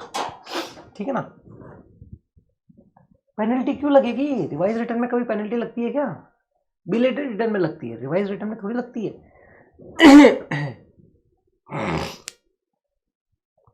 कई को पेनल्टी लगेगी? रिवाइज रिटर्न में कभी पेनल्टी नहीं लगती है, बिलेटेड में पेनल्टी लगती है, 5,000 रुपये और 1,000 रुपये। ठीक है, चलो जी। अब देखो, शहरों के अंदर आपकी फैक्ट्रीज है, ठीक है, शहरों के अंदर आपकी फैक्ट्रीज है। शहरों डिपार्टमेंट क्या चाहता है? शहरों से फैक्ट्रियों को गाँव में ले जाओ। आज भरत भाई आपकी फैक्ट्री है पूना के अंदर, अरे भरत भाई पूना तो वैसे ही डेवलप्ड है, पूना के पास में जो एरिया है गाँव, वो डेवलप नहीं है, उसको डेवलप करो, फैक्ट्री वहाँ लेके जाओ। ठीक है, हाँ, बिलेटेड गलत बोल दिया मैंने, बिलेटेड रिटर्न तो अगर भर दिया आपने तो गड़बड़ हो जाएगा। हाँ, बिलेटेड नहीं, रिवाइज रिटर्न की बात कर रहा हूँ। सॉरी, मैंने जब समझाया था तब उस समय ये बोला था 30 जुलाई को रिटर्न फाइल कर दो, बाद में बिलेटेड रिटर्न फाइल कर देना। बिलेटेड नहीं होता, वो रिवाइज होता है। सॉरी, गलती से निकल गया मुझसे। Got it. आपकी क्वेरी भी समझ गया, आपका वो भी समझ गया क्वेश्चन, करेक्ट। भरत भाई पूना तो वैसे ही डेवलप्ड है, आप करो ना, पूना के आसपास के गांव को डेवलप करो। तो अर्बन से रूरल में शिफ्ट करा रहे हैं आपको, वो आपको प्रमोट कर रहे हैं कि तुम अर्बन से अपनी एसेट्स वगैरह बेच के तुम रूरल एरिया में फैक्ट्री वगैरह खरीदोगे, वहां पे जो भी कैपिटल गेन होगा हम तुम्हारा एग्जेम्प्ट कर देंगे। इसी तरीके से ये बोलता है अर्बन से एसईजेड एरिया को प्रमोट करने के लिए बोला, अर्बन से तुम क्या करो, एसईजेड में अपनी फैक्ट्री लेके जाओ, वहां पर जो भी तुम्हारा कैपिटल गेन होगा सेल करने पर, जो अब तो अर्बन से जा रहे हो तो मकानों को थोड़ी उठा के ले जाओगे, मशीनें तो फिर भी उठा के ले जा सकते हो, मकानों को थोड़ी उठा के ले जाओगे। तो इन्होंने बोला है कि भैया लैंड हुआ, मशीनरी हुई, ये सारी चीजें अगर आप बेचते हो, बेचने के ऊपर तुम्हें जो कैपिटल गेन होगा उस कैपिटल गेन का तुम्हें फायदा मिल जाएगा अगर तुम अर्बन से रूरल में शिफ्ट होते हो, अर्बन से एसईजेड में शिफ्ट होते हो। तो GGA, तो एक तो हो गया जी और एक हो गया GA। तो मैंने क्या बोला था, बडी GG, यहां पर लॉन्ग टर्म शॉर्ट टर्म कोई भी हो सकता है। इसके अलावा जो सेक्शन है मैंने बताए थे 54, 54F और 54EC, यहां लॉन्ग टर्म ही होगा। तो देखो shifting from where to, where नहीं है ये, अर्बन है urban, shifting from urban to SEZ, ठीक है। एसईसी कौन है, एनी पर्सन, प्लांट और मशीनरी, लैंड एंड बिल्डिंग, ठीक है ना, जो इंडस्ट्रियल अंडरटेकिंग है उसकी प्लांट एंड मशीनरी, उसकी लैंड एंड बिल्डिंग, चाहे वो लॉन्ग टर्म हो या शॉर्ट टर्म हो, आप उसे शिफ्ट करते हो, ठीक है ना, कहां पर, अर्बन से रूरल के अंदर, तो 54G में बेनिफिट मिल जाएगा, अर्बन से एसईजेड के अंदर तो GA के अंदर बेनिफिट मिल जाएगा, ठीक है, बाकी सब कुछ सेम है। ये बोलता है न्यू एसेट्स क्या है, आपने अपना प्लांट एंड मशीनरी बेच दिया, आपने जमीन बेच दी, ठीक है ना, इंडस्ट्रियल अंडरटेकिंग की, और नई इंडस्ट्रियल अंडरटेकिंग जहां आप सेटअप कर रहे हो वहां आप नई प्लांट एंड मशीनरी खरीद रहे हो, लैंड एंड बिल्डिंग खरीद रहे हो। इसमें ये बोलता है इसके अलावा जो आपका शिफ्टिंग एक्सपेंसेस है हम उसका भी बेनिफिट दे देंगे, नोटिफाइड एक्सपेंसेस है हम उसका भी बेनिफिट आपको दे देंगे। और ये कहता है plant and machinery should be new in case of section 54G। ये कहता है जो नई आप प्लांट एंड मशीनरी ले रहे हो ना, इट शुड बी न्यू होनी चाहिए, जी के अंदर आपको बेनिफिट तभी मिलेगा। और वो ये कितने सालों में खरीद रहा है, -1 ईयर और +3 ईयर्स के अंदर आपको खरीदना है, विद इन 1 ईयर बिफोर और 3 year after the date of transfer, -1 year और 3 ईयर +3 ईयर, ठीक है ना, उसके अंदर आपको खरीदना है और मैक्सिमम आपको वही बेनिफिट मिल जाएगा, बस खास बात है ही नहीं इसमें। नॉट यूटिलाइज तो वही 3 साल के बाद आपका वो हो जाएगा। अब बताओ सेम असेट्स है तो कॉस्ट में से लेस हो जाएगा, simple, reduce from the cost. कितना आसान है ये, कितना आसान है, बस एक चीज को ढंग से समझने की जरूरत है, बाकी प्योरली आसान है, कुछ भी नहीं है। 2 ट्रिकी पॉइंट इसमें होते हैं कि यहां पर हम कंफ्यूज हो जाते हैं कि सर मैंने अगर मान लो 3 साल के अंदर एसेट्स को बेच दिया और तो क्या होगा, भाई सेम एसेट्स है तो कॉस्ट में से लेस कर दो, डिफरेंट एसेट्स है तो जिस ईयर में कॉन्ट्रावेंशन होगा उस ईयर में टैक्सेबल कर दो, दैट्स इट। सर कौन सा इंडिविजुअल के लिए होगा, कौन सा एचयूएफ के लिए होगा, तो मैंने बता दिया, इंडिविजुअल एचयूएफ के लिए मकान और जमीन, बस वो एग्रीकल्चर बस, बाकी सभी एनी अदर प्रॉपर्टी, बस। कितना बहुत आसान है यार, कुछ है ही नहीं इसके अंदर, बताओ कुछ लगा क्या जनरली क्या होता है सब इसे उड़ा देते हैं, बट मैंने हर एक पॉइंट को डिटेल में डिस्कशन किया है।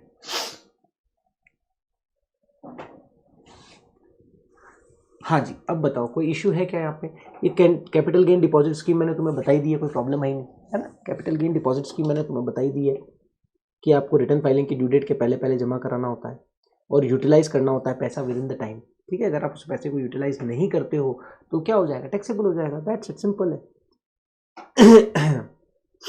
अब एक 54H देख ले, बता देता हूँ आपको, समझ आया, बाउंसर गया, अरे बोलो भाई, बाउंसर गया कि समझ आया।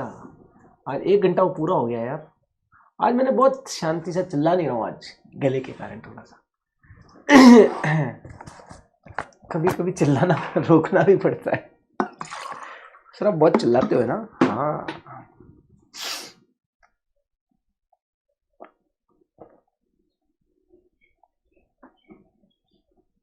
अरे कल क्या हुआ, वो ठंडा पानी पिला दिया वहां पे, तुम्हें पता है मेरे को पानी की जरूरत थी, वो स्टूडेंट ठंडा पानी दे दिया, भाई साहब ठंडा पानी पीते ही अपना तो वाट लग जाता है।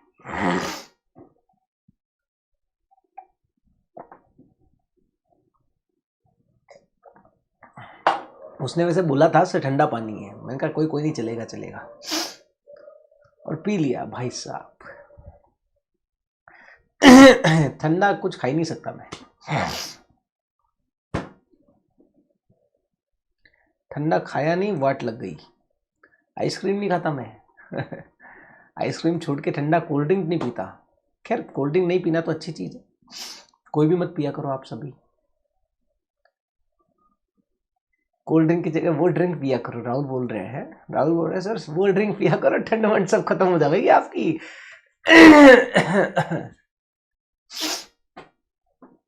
है राहुल, अब अटकना मत यार भाई। मैं वैसे नोट सीरीज में तुम्हारे लिए आसान हो जाएगी लाइफ, कोई प्रॉब्लम आएगी नहीं। क्या है, आसान है यार, क्या है, बस समझने की देरी है। अगर चीजें कंसेप्ट क्लियर होते ना भाई साहब, कितनी बड़ी किताब हो कोई फर्क नहीं पड़ता, सीरियसली बोल रहा हूं। कितनी बड़ी किताब हो कोई फर्क नहीं पड़ता अगर कंसेप्ट क्लियर है तो।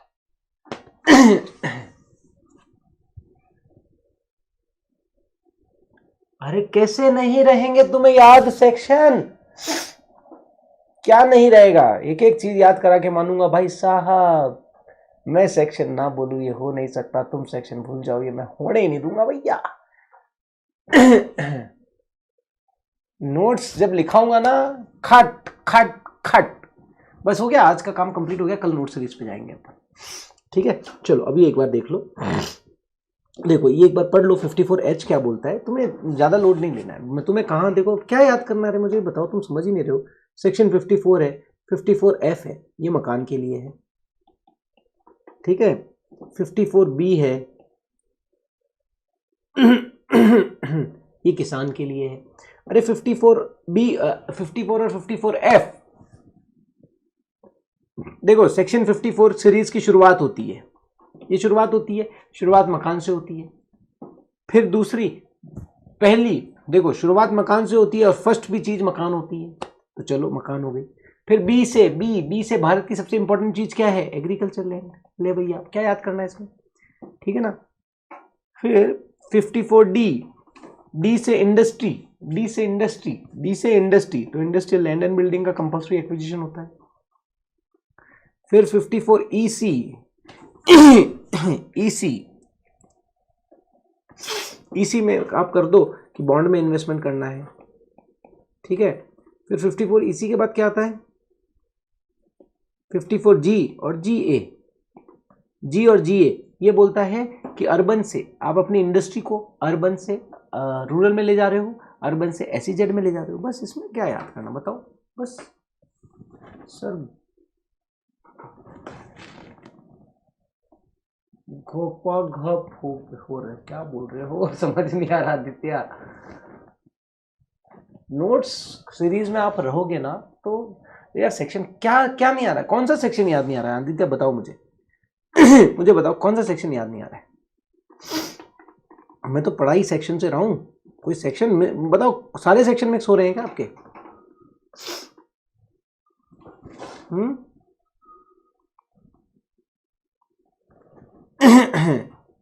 देखो मैं हमेशा कभी नहीं बोलता एग्जाम में सेक्शन लिख के आओ, बट सेक्शन के साथ पढ़ाई करने से तुम्हारा कॉन्फिडेंस बिल्टअप होगा, चीजें व्यवस्थित होगी और दिमाग में फटाफट आएगी। चलो तो मैं तुम्हें 54H पढ़ा रहा था यार, भूल ही गया मैं, पढ़ा नहीं भूल गया कि तुम्हें क्या, वो कहते हैं ना एक आधा डाइवर्सन आ ही जाता है, कभी कभी अपन पढ़ रहे होते हैं कोई चीज़ दिमाग में आ जाती है तो फिर दिमाग से निकल जाता है। चलो मैं 54H पढ़ा रहा था तुम्हें। अब ये पढ़ना, ये कहता है एक्सटेंशन ऑफ टाइम। अपन ने देखा ना कि आपको इतने दिनों में पैसा जमा कराना पड़ेगा, अपन ने बोला ना एक्सटेंशन ऑफ द टाइम। अब ये कहता है कि extension of time for acquiring new assets और डिपॉजिट और investing capital gain scheme, amount of capital gain. अब ये बोलता है in case of compulsory acquisition the original assets where the compensation is not received,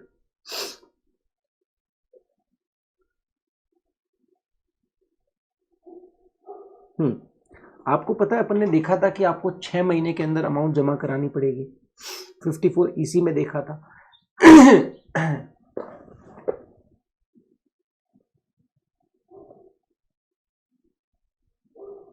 आप सेक्शन पूछ रहे हो, याद आने तो बता नहीं देता। एक तो ये कभी कभी यार क्या है कि हाँ जी, ये देखो ये पॉइंट आपको समझाता हूँ। ये बोलता है कि सर आपने भी देखा था टाइम लिमिट में कि इतने टाइम लिमिट के अंदर आपका इन्वेस्टमेंट हो गया हो, जैसे 54EC में मैंने बताया था कि from the date of transfer within 6 month आपका इन्वेस्टमेंट हो जाना चाहिए, दिखा था ना आपने, from the date of transfer within 6 month, from the date of transfer within 6 month आप बॉन्ड्स खरीद लो। है ना, देखा था। समझ आ रहा है आपको या नहीं आ रहा है? ये बात याद आ रही है, अभी मैंने बताई थी। या 2 साल के अंदर खरीद लो या 3 साल के अंदर बना लो, याद आ रहा है? तो यहां पर आप सोचो कि अगर आपका कोई मकान या आपका कोई लैंड कंपल्सरी एक्वायर्ड हो जाता है, ठीक है, अपन ने देखा था 45 2 में भी देखा था स्टॉक में कन्वर्जन हो गया हो, ठीक है, 45 में भी देखा था कंपल्सरी एक्विजिशन हो गया हो। ये बोलते हैं ट्रांसफर उस ईयर में, ट्रांसफर, ठीक है ना, ये कहता है ट्रांसफर उस ईयर में हो जाएगा जिस ईयर में कन्वर्जन हुआ है, चाहे जिस ईयर में कंपल्सरी एक्विजिशन हुआ है, लेकिन टैक्सेबल कब होगा? जब जब पैसा रिसीव्ड होगा। ये बात आपको याद आ रही है तुम्हें?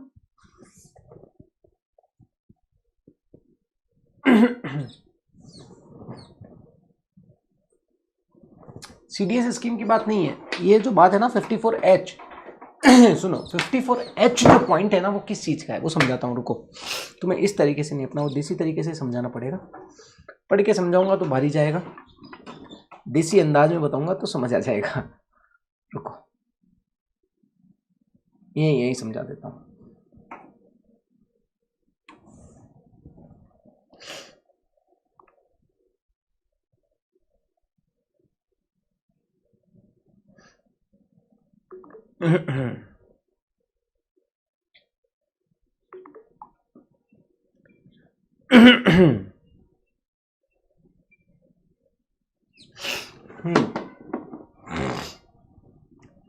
अब देखो, अब देखना, तुमने मान लो मकान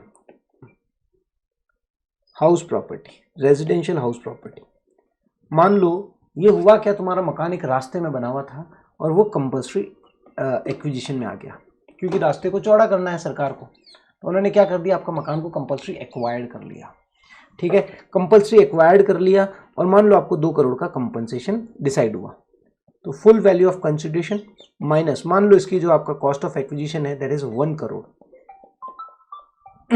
एक मिनट, अब ये मकान तुम्हारा कंपल्सरी एक्विजिशन में आ गया,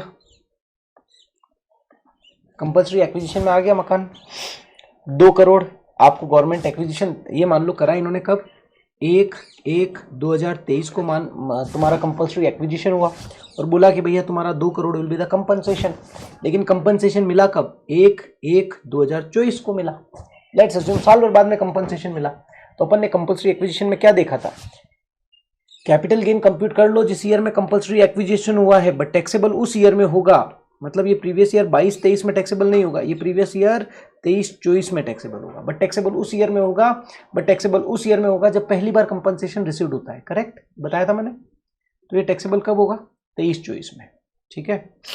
अब मान लो आप बोलते हो सर मेरे को तो बॉन्ड में इन्वेस्टमेंट करना है, मान लो आप बोलते हो मेरे को बॉन्ड में इन्वेस्टमेंट करना है, अब बॉन्ड में इन्वेस्टमेंट करने का डेट क्या है, 6 month from date of transfer, आपका ट्रांसफर तो यहाँ पे हो गया, अब यहां से 6 महीना तो निकल गया, वो तो आपको तो कंपनसेशन मिला ही नहीं, पैसे कहां से इन्वेस्ट करोगे आप, कंपनसेशन मिला ही नहीं, पैसा कहां से इन्वेस्ट करोगे, अरे पैसा मिल गया होता तब तो बॉन्ड में लगा देता पैसा, अब तो मैं लगा ही नहीं सकता, ओ सर मेरे को इसी का तो बेनिफिट नहीं मिलेगा।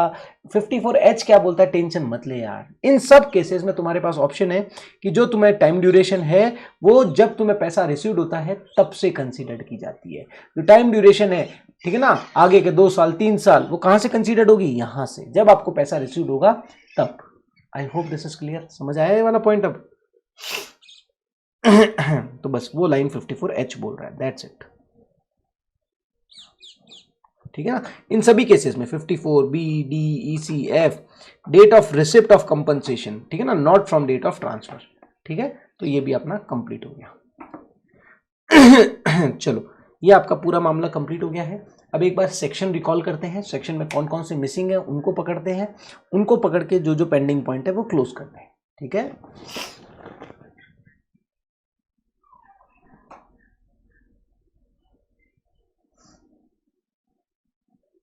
चलो अब आ जाओ, एक सेक्शन जर्नी करते हैं अपन, सेक्शन जर्नी। चलो आज अभी अपन रिवाइज भी कर लेंगे आप सभी के साथ में, और एक सेक्शन जर्नी कर लेते हैं, और फिर अपन जो पेंडिंग है वो शुरू करेंगे, ठीक है। चलो जी आ जाओ। आ जाओ, चलो शुरुआत करें। कौन बोल रहा था मुझे सेक्शन नहीं आते हैं? आदित्य, आप एग्रेसिव हो जाओ मेरे साथ। अभी आप बोलोगे सेक्शन कैसे नहीं आते हैं मुझे, हो ही नहीं सकता। आ जाओ जी। अभी हम पढ़ रहे हैं capital gain. Aditya, capital gain के सेक्शन कहाँ से कहाँ शुरू होते हैं, कहाँ खत्म होते हैं? आदित्य, आदित्य, आदित्य सर, अगर रिटर्न फाइलिंग डेट के बाद मनी रिसीव हुआ तो बताया ना।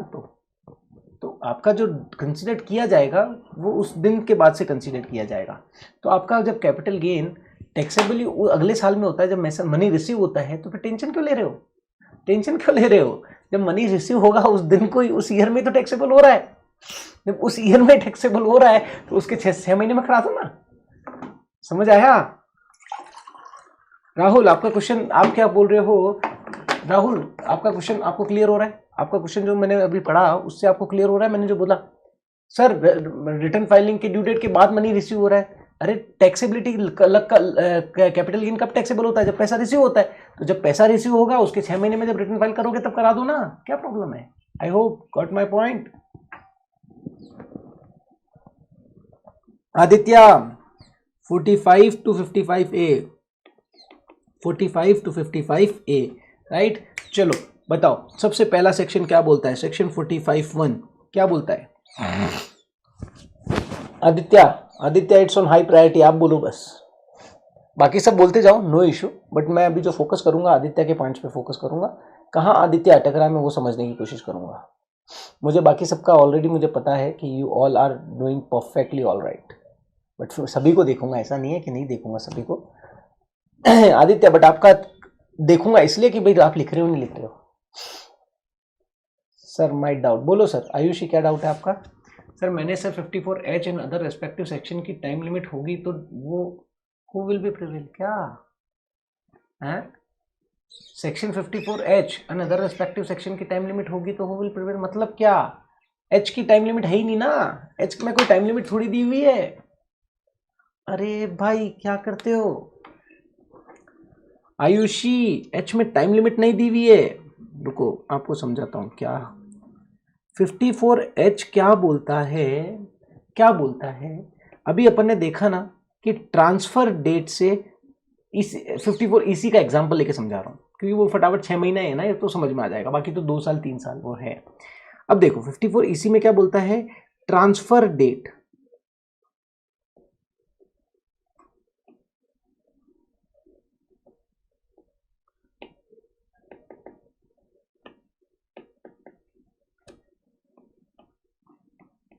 Transfer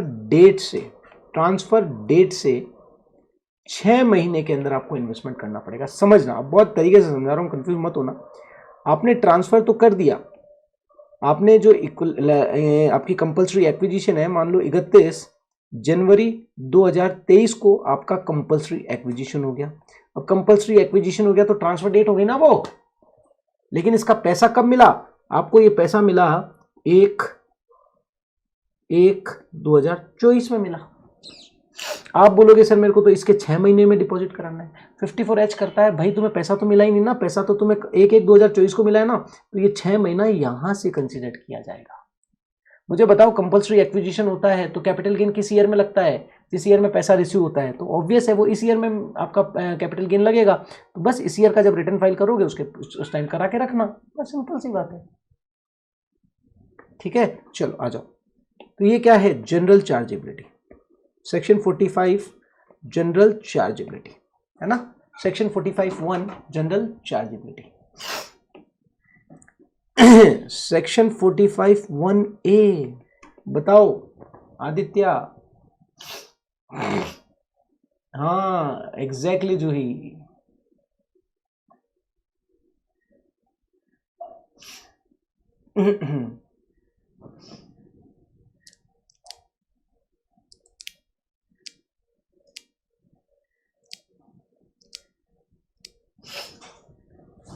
yes, general chargeability section 45(1). Section 45(1)A बताओ क्या है? Section 45(1)A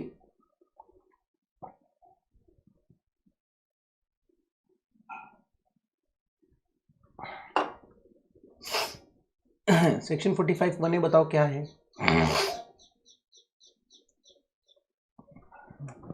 yes yes, assets destroyed due to 4 reason, ठीक है, प्लस इंश्योरेंस क्लेम रिसीव्ड, ठीक है। चलो सेक्शन 45 2 बताओ क्या है? बताओ क्या है? सेक्शन 45 2 बताओ आदित्य।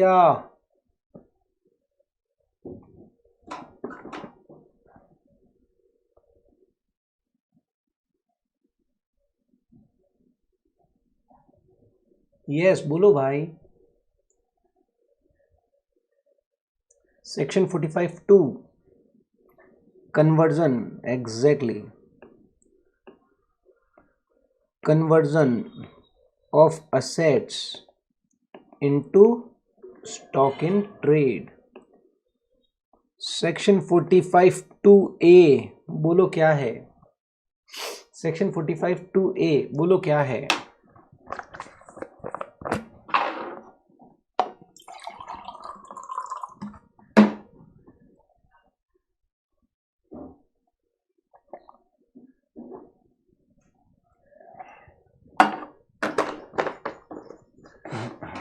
सेक्शन 45 2A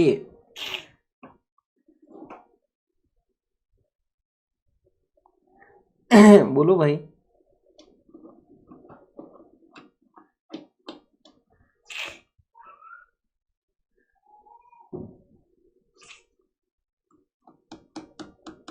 बताओ क्या है 2A? भूल गए? अच्छा हाँ, transfer of shares in demat form, very good. Demat shares in demat. तो यहाँ पे क्या होता है? FIFO method, first in first out, ठीक है।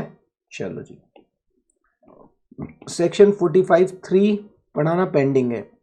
सेक्शन 45 4 और इसके साथ मैं आपको कराऊंगा 9B, ये पेंडिंग है, ठीक है। चलो आगे चलते हैं।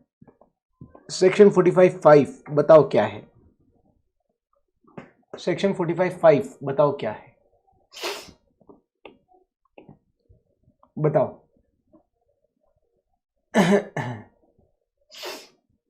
जब आपने मेरा वो ट्रांसफर की डेफिनेशन जो देखी होगी ना, और उसके साथ जो मैंने कनेक्शन करवाया ना, बस वो आपका मजबूत है, तो ये सेक्शन में आपको प्रॉब्लम नहीं आएगी। कनेक्शन मजबूत होना बहुत जरूरी है। कंपल्सरी एक्विजिशन, बिल्कुल सही है, कंपल्सरी एक्विजिशन।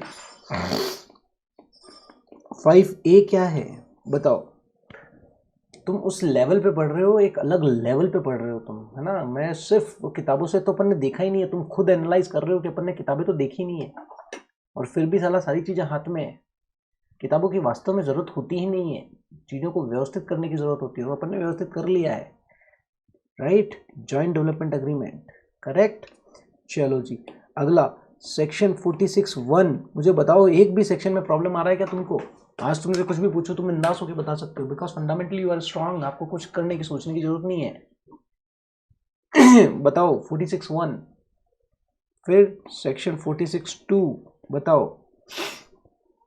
मैं तो कुछ बता ही नहीं रहा हूँ, ये सब आप ही बता रहे हो, ठीक है। सो यू हैव पोटेंशियल, खतरनाक पोटेंशियल भर भर के पड़ा हुआ है तुम्हारे पास, बस सिर्फ उस पर विश्वास करने की जरूरत है, that's it. Liquidation of company, yes, liquidation of company. यहाँ पर इन्होंने मना कर दिया है कि not taxable for company, not taxable for company. भाई कंपनी लिक्विडेट हो रही है, क्या लगाओगे उस पर टैक्स? नहीं लगाना, छोड़ दो, ठीक है ना। और यहाँ पे इन्होंने बोल दिया है liquidation of company taxable for share holder, taxable for share holder, ठीक है। तो ये भी आपका कंप्लीट हो गया। चलो इसके बाद क्या सेक्शन था? सेक्शन 47, कोई मिस हो जाए तो बता देना मुझसे। सेक्शन 47 क्या था? सेक्शन 47 क्या था?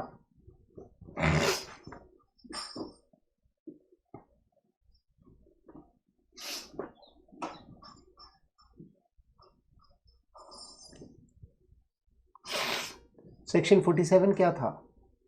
Yes, very good. अरे 46 से भूल गया मैं, हाँ section 46A, buyback, buyback of shares, very good, buyback of shares.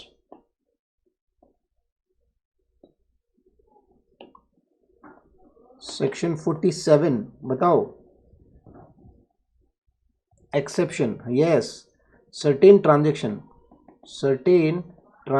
which will not be treated as transfer, which will not be treated as transfer।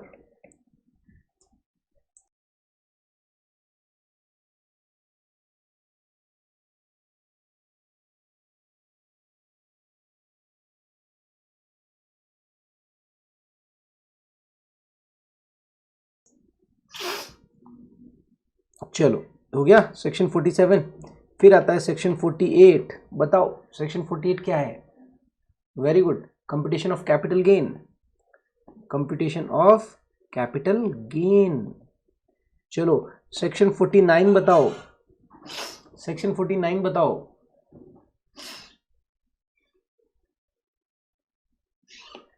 Section 49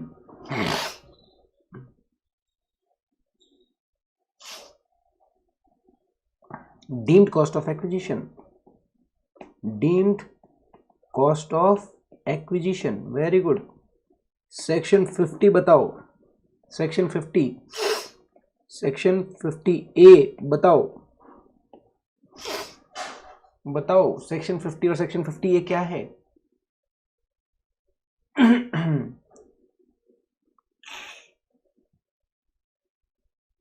hello, आवाज आ रही है ना मेरी? ओके, हाँ जी बताओ सेक्शन 50 और सेक्शन 50A क्या है? भूल गए? भूलने नहीं दूंगा भैया। हाँ, capital gain in case of WDV, ये अपन ने PGBP में देख लिया है, ठीक है, PGBP में अपन ने पढ़ लिया है ये। Capital gain in case of SLM, ये भी अपन ने PGBP में देख लिया है, ठीक है। याद अभी पूछूंगा, याद आ जाएगा तुम्हें, ये सुन लो। अच्छा, सेक्शन 50B, ये भी मैंने पढ़ाया नहीं है, स्लम सेल अभी बताऊंगा मैं। सेक्शन 50C ये क्या है? सेक्शन 50CA ये क्या है? अरे सॉरी, CA के, हाँ सेक्शन 50D ये क्या है? बताओ बताओ, ये अभी मैंने पढ़ाया नहीं है इसलिए इसे अभी ब्लैंक छोड़ रहा हूँ। सेक्शन 50C क्या है बताओ? सी, सेक्शन 50C क्या है बताओ? सी, SDV, yes, stamp duty value. यहाँ पे क्या था? सेलिंग प्राइस का 110%, अगर उससे भी SDV ज़्यादा है तो फुल वैल्यू ऑफ कंसिडरेशन हमेशा SDV ली जाएगी, अदरवाइज सेलिंग प्राइस ली जाएगी, ठीक बात है। 50CA क्या है? 50CA क्या है? 50CA क्या है?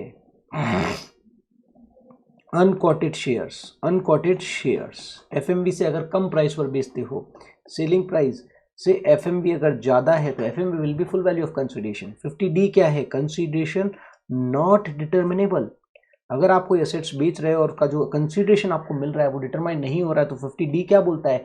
जो एसेट्स ट्रांसफर हो रही है उसी का FMV या उसी का SDV will be the full value of consideration. I hope this is clear. चलो आगे चलते हैं, फिर आ जाओ सेक्शन 51। 51 क्या है बताओ? सेक्शन 51 क्या है?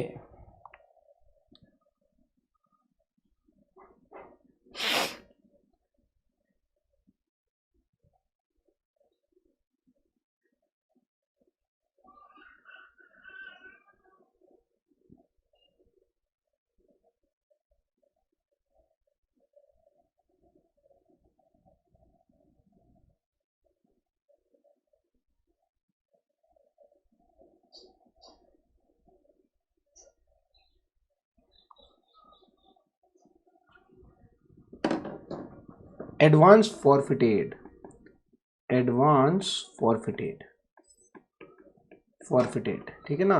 सेक्शन 52, 53 अभी देखते हैं, सेक्शन इनका कोई यूज नहीं है वैसे। 54 बताओ, सेक्शन 54 क्या है? बताओ 54 की पूरी सीरीज बता दो।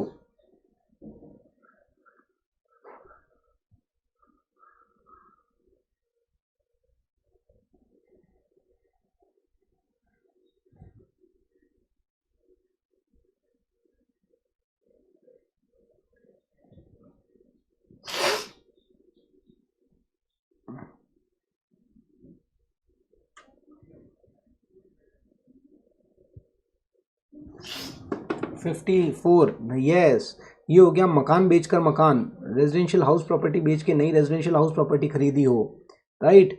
54 अब देखो सीक्वेंस में चलते हैं ना। 54 बी एग्रीकल्चर लैंड बेच के आपने एग्रीकल्चर लैंड खरीदी हो। 54 डी इंडस्ट्रियल बेच के industrial land and building, compulsory acquisition वाला है ये, कंपल्सरी एक्विजिशन वाला, ठीक है। फिर 54 ईसी में क्या है, इमूवेबल प्रॉपर्टी बेच के आपने बॉन्ड्स खरीदे हो, ठीक है। 54 एफ एनी अदर असेट्स बेच के आपने रेजिडेंशियल हाउस प्रॉपर्टी खरीदी हो एक्सेप्ट आरएचपी, ठीक है ना। चलो जी, और क्या है 54 जी और जीए। लो भैया हो गया ये। क्या प्रॉब्लम है मुझे बताओ क्या प्रॉब्लम है, बताओ। अभी मैंने आपको 54H भी करा दिया, 54H भी आपका हो चुका है। अब आपको मुझे कराना है section 55A reference to valuation officer. अभी आपको एक ये करा देता हूं, ठीक है। तो अभी मुझे क्या क्या कराना है, एक तो ये कराना है आपको, एक 52-53 कुछ है ही नहीं उसके अंदर, एक आपको स्लम सेल ये कराना है, स्लम सेल, ठीक है। ये क्या है, डिपार्टमेंट के हैं सेक्शन के, डिपार्टमेंट को अगर डाउट होता है तो वो अपनी कैलकुलेशन रख सकता है, कोई खास बात है नहीं उसके अंदर, ठीक है। एक आपका स्लम सेल हो गया, और एक आपको कराना है ये वाला capital assets transfer by partner to firm. अगर पार्टनर फर्म के अंदर आता है, बोलता है सर मेरे पास पैसा नहीं है, मेरे पास मकान है, ये मैं आपको फर्म को दे देता हूँ, तो क्या ट्रीटमेंट होगा, एक प्रकार से एसेट्स ट्रांसफर कर रहा है ना, एज ए कैपिटल कंट्रीब्यूशन, तो क्या ट्रीटमेंट होगा। और अगर capital assets transferred by firm to partner, ठीक है ना, तो क्या होगा, ये दो चीजें भी आपको बताना है। तो एक तो दो ये चीजें हो गई, एक स्लम सेल हो गया और एक ये हो गया, बस खत्म। आई होप, मुझे बताओ क्या भारी है इसके अंदर। ये सेक्शन 55A तो चलो अभी 2 मिनट का हाथों हाथ ही बता देता हूँ, बाकी तो मैं आपको थोड़ा सा टाइम मतलब ज़्यादा टाइम नहीं लगना है किसी में भी, अब फर्जी है।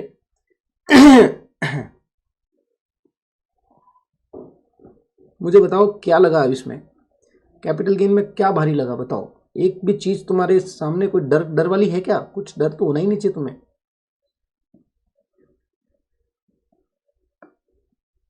अब तुम किसी के सामने खड़े हो जाओ, आज किसी भी बच्चे के सामने खड़े हो जाओ, तुम्हारा कॉन्फिडेंस अगर उससे ज्यादा ना हो तो फिर मुझे बोल देना, बस मैं ये बोल सकता हूं।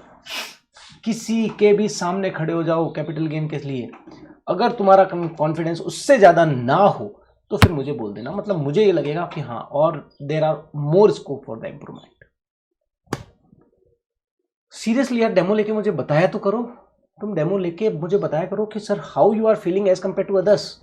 मेरा कॉन्फिडेंस बढ़ेगा, या मुझे अगर मेरी कोई चीजें कमी है तो मैं उस पर काम कर पाऊंगा। तुम ही तो हो जो मुझे एनालाइज करके बता सकते हो, क्योंकि मेरे कहने से देखो कुछ भी नहीं होता है, रियलिटी में आप क्या फील कर रहे हो दैट इज इंपॉर्टेंट। मैं हो सकता है मैं कर शिद्दत से कर रहा हूँ, मुझे लगता है कि हाँ अच्छा होगा, बट फिर भी आपको कहाँ प्रॉब्लम हो रही है वो आप मुझे नहीं बताओगे तो मैं एनालाइज नहीं कर पाऊंगा। सो मैं हमेशा आपको क्या बोलता हूँ, डेमो ले लिया करो, खड़े हो जाओ किसी भी XYZ स्टूडेंट के सामने, कोई भी, चाहे वो टॉप से टॉप कहीं से भी निकला हुआ हो, कोई फर्क नहीं पड़ता, खड़े हो जाओ उसके सामने, बोलो भैया आजा भिड़ते हैं कैपिटल गेन पे, और भिड़ो, फील करके बताओ कि कहां पर आप ज्यादा हो, कहां पर क्या मामला गड़बड़ हो रहा है। बस मेरे को इतना उम्मीद है कि आपको नीचे नहीं होने दूंगा किसी हाल में।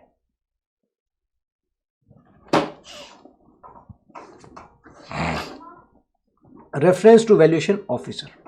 चलो ब्रेक ले लें, फिर करते हैं अपन, है ना। तो 1.5 घंटा हो गया, ब्रेक ले लो, छोटा सा है, फटाफट करेंगे और फटाफट आज क्लोज करते हैं इसको।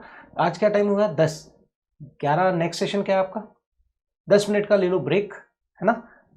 फटाफट से कंप्लीट करते हैं बाकी चीजों को। ओके ओके, बड़े सीरियस हो गए आज तुम यार। ओ राहुल एक आधा पैक बनाना भाई, क्या इतने सीरियस हो गए रे तुम, इतना सीरियस नहीं होने का रे।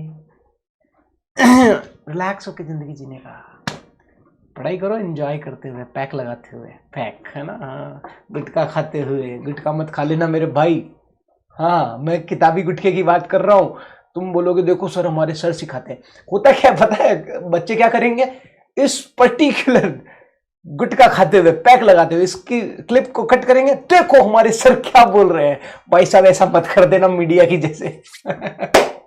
ठीक है भाई, गुटखा मतलब अपना पढ़ाई वाला गुटखा, हाँ, और पैक मतलब वही किताबों के पैक।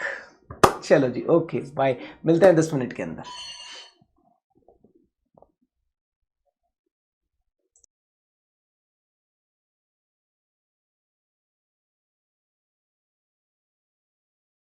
मॉडेबल, हाँ जी आ जाओ। अब देखो फटाफट से 2-3 जो सेक्शन है वो क्लोज कर लेते हैं अपन। 55A क्या है, रेफरेंस टू। सब आ गए हो क्या, एक बार बताओ मुझे, अभी आ गए हो क्या सभी? बोलो भाई बोलो, जोर से बोलो, जय माता दी।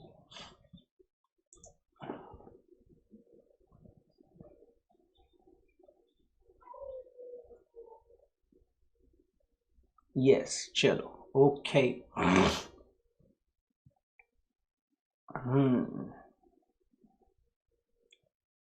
चलो नेक्स्ट 11 o'clock या 11:30, नेक्स्ट का शेड्यूल क्या है, नेक्स्ट बैच, नेक्स्ट क्लास का तुम्हारा?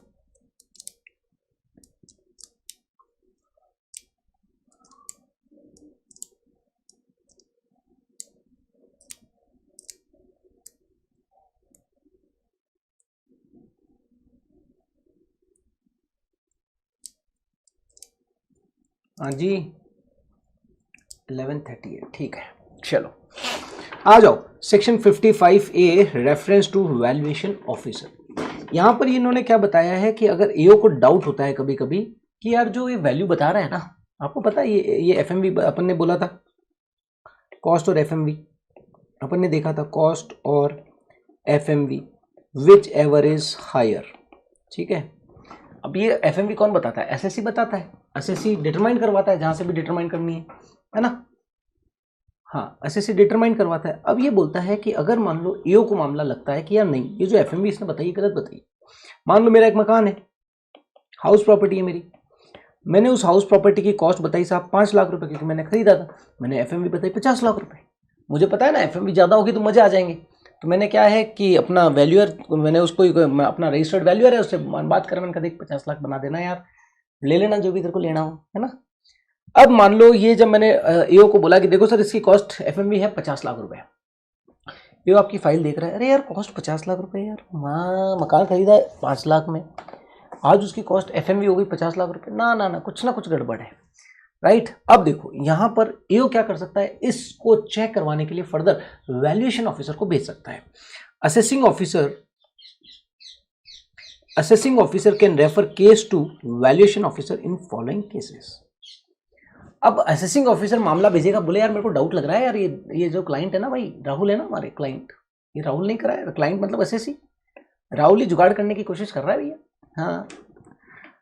तो अगर एओ को लगता है, एओ मतलब असेसिंग ऑफिसर को लगता है, डिपार्टमेंट वाले आदमी को लगता है कि जो वैल्यू डिस्क्लोज्ड बाय एसएससी, भाई साहब जो राहुल ने 50 लाख रुपए बताया ना, having variance as compare to FMV, ये गलत है। वेरिएंस मतलब डिफरेंस है, वेरिएंस मतलब बहुत डिफरेंस है उसमें, ठीक है ना।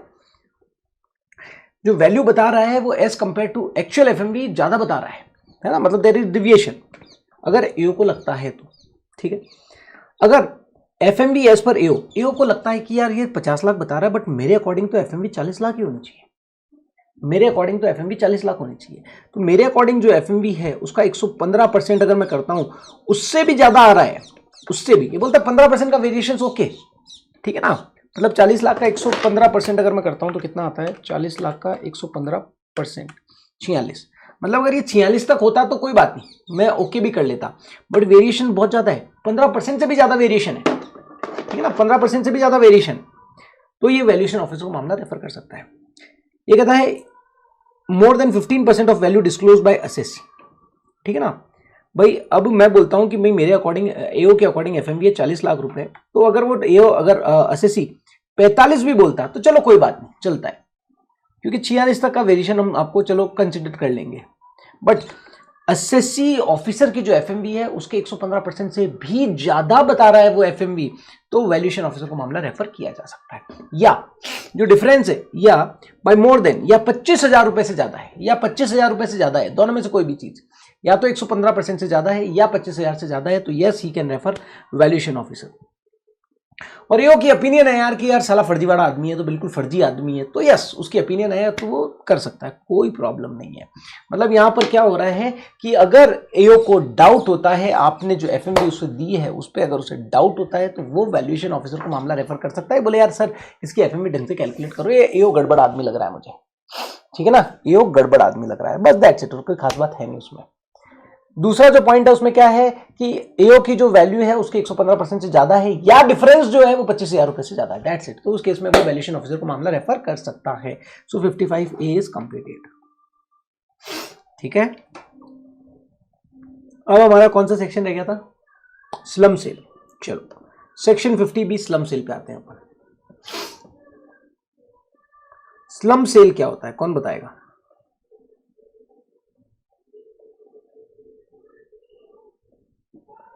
चलो स्लम सेल का मैंने एक बार आपको आइडिया दिया तो था, है जी। स्लम सेल का मैंने एक आइडिया तो दिया ही था आपको। स्लम सेल बताओ, हु कैन बी एओ? अरे इनकम टैक्स ऑफिसर भाई, एओ मतलब income tax officer, assessing officer. क्या करते हो? आपको वो एग्जाम देने होते हैं अपने इनकम टैक्स ऑफिसर्स के लिए, जो होते हैं ना अपने, वो एग्जाम्स देने होते हैं। एक साथ में एसेट्स बेच देना, ओके। और थोड़ा सा ढंग से बताने की कोशिश करो, what is slum sale? Slump sale, slum area नहीं बोल रहा हूं, स्लम्प सेल।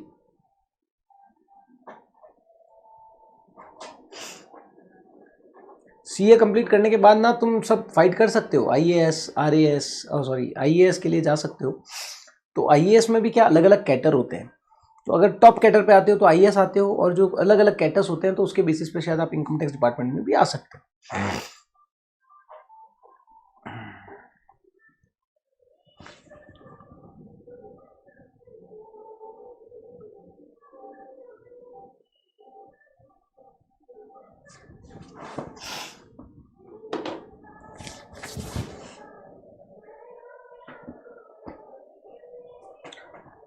स्लम सेल मतलब क्या है कि पूरी की पूरी यूनिट को बेच देना for a lump sum consideration, that is slum cell, that is slum cell. भाई मान लो जैसे अपन ने बोला कि भाई मेरा एक सेगमेंट है, ठीक है, मेरा एक कोचिंग सेगमेंट है, एक मेरा मैन्युफैक्चरिंग सेगमेंट है, एक मेरा ट्रेडिंग सेगमेंट है। मैंने कहा यार मैन्युफैक्चरिंग में मैं इन्वॉल्व नहीं हो सकता, तो मैंने पूरा का पूरा यूनिट किसी को बेच दिया, दैट इज स्लम सेल। पूरी की पूरी मैन्युफैक्चरिंग यूनिट मेरी फैक्ट्री थी, वो फैक्ट्री पूरी की पूरी मैंने किसी को सेल कर दी, दैट इज स्लम सेल। अब उसके अंदर सारी एसेट्स है, सारी लाइबिलिटी है, वो सारी की सारी ट्रांसफर हो गई, right, that is slum cell, that is slum cell. मैं ऐसा थोड़ी करूंगा, देख बिल्डिंग की इतनी वैल्यू, बिल्डिंग के मेरे को इतने दे, इस प्लांट मशीनरी की इतनी वैल्यू, इंडिविजुअल एसेट्स की वैल्यू यहां पर नहीं देखी जाती है, पूरी unit for a single consideration आप सेल कर देते हो, that is the slump sale. I hope this is clear, समझ आ रहा है? एक साथ एसेट्स, हाँ। तो अब ये बोलता है कि अगर आपने कोई एक साथ बेच दी तो उस पर भी कैपिटल गेन लगेगा, उस पर भी कैपिटल गेन लगेगा, बट वो लगेगा 50B के अकॉर्डिंग, वो लगेगा 50B के अकॉर्डिंग, ठीक है ना। स्लम सेल अगर आप करते हो तो वहां पर 50B के अकॉर्डिंग कैपिटल गेन लगेगा, राइट, क्योंकि इंडिविजुअल एसेट्स की वैल्यू वहां पर नहीं पता होती है हमें। तो इंडिविजुअल एसेट्स की वैल्यू नहीं पता है तो सेक्शन 48 के अकॉर्डिंग कंपटीशन आप नहीं कर सकते, इसीलिए सेक्शन 50B बनाया गया और स्लम सेल, ठीक है ना, स्लम सेल के लिए। अब यहां पर मान लो मैंने अपना पूरा का पूरा यूनिट बेच दिया, ठीक है, तो यहां पर सिंपल है, जिस प्राइस पर मैंने बेचा है वो मेरा फुल वैल्यू ऑफ कंसिडरेशन हो जाता है। बट यहां पर पहले तो क्या हुआ करता था कि जो भी सिंगल लमसम कंसिडरेशन है that will be your full value of consideration. बड़ा सिंपल था, बड़ा सिंपल था।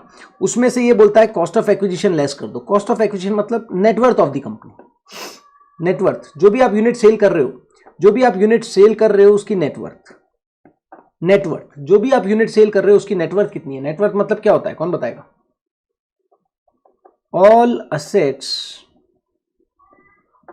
Minus outsider liabilities, outsider liabilities, ठीक है ना, ये आप लेस कर दोगे तो जो आएगा वो नेटवर्थ है। तो ये कहता है कि फुल वैल्यू ऑफ कंसिडरेशन जो भी आपको लमसम कंसिडरेशन मिल रहा है उसमें से आप क्या कर दो, आप कॉस्ट ऑफ एक्विजिशन लेस कर दो, मतलब net worth of the company less कर दो, जो आएगा that will be the capital gain, और इस कैपिटल गेन पे टैक्स इंपोज कर दिया जाएगा, ठीक है ना। पहले सिंपल था, लेकिन आजकल इन्होंने यहां पर बोल दिया है कि full value of consideration lump sum consideration नहीं लिया जाएगा, इन्होंने बोला है रूल 11 UAE के अकॉर्डिंग लिया जाएगा, 11 UAE है, एक मिनट देख लेते हैं इसको।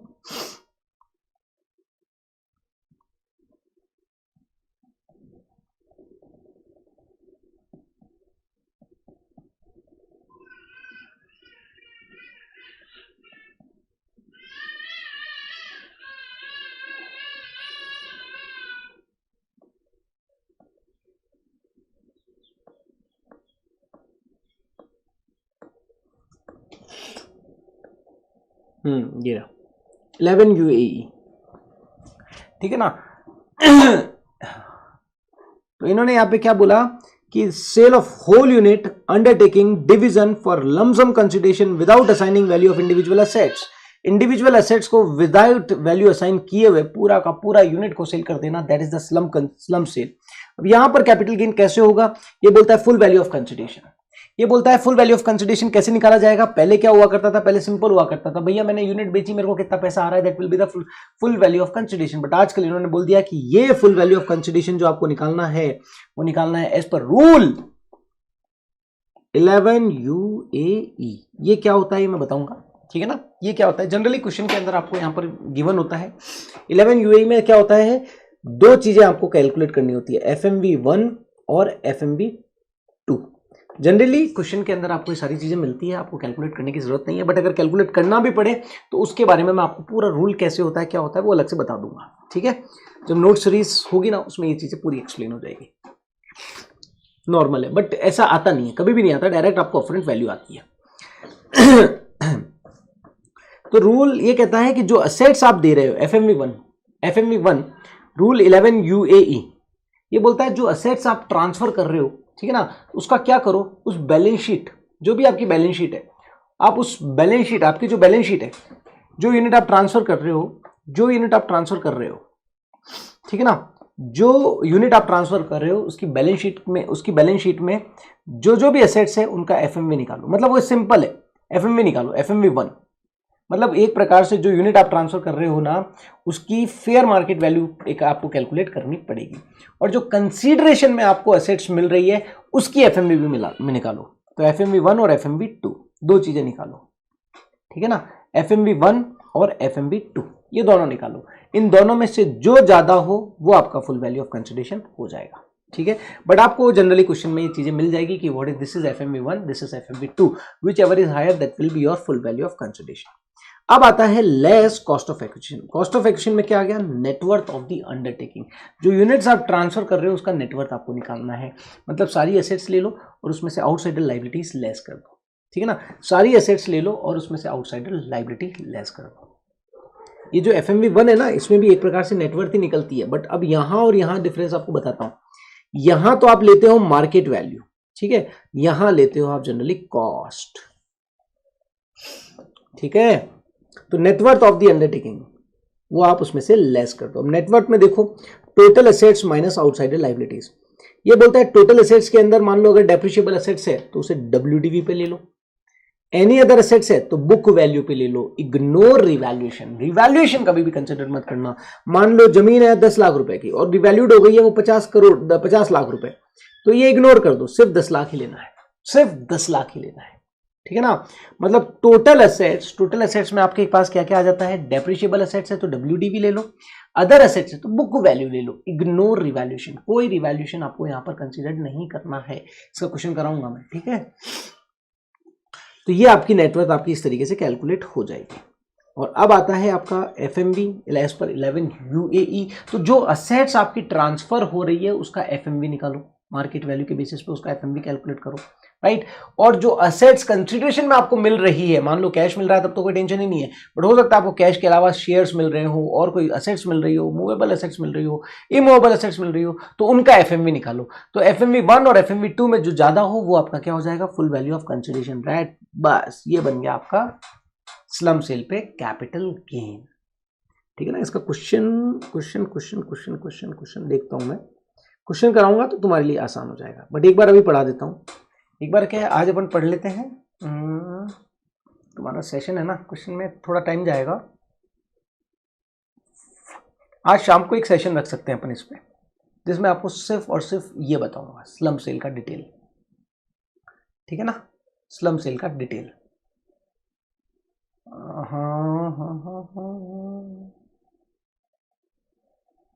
शाम की अवेलेबिलिटी कोई बताएगा मुझे, 4 बजे के बाद में, 4 से 6 या कब आपकी अवेलेबिलिटी है सबकी, एक बार बताओ मुझे।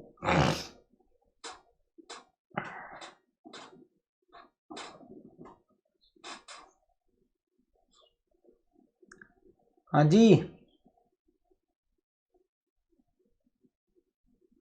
अवेलेबिलिटी बताओ, क्योंकि उस अवेलेबिलिटी के अकॉर्डिंग ही मुझे ये करवाना पड़ेगा। बोलो,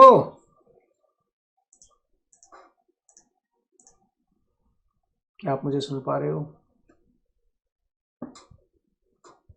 एम आई ऑडिबल?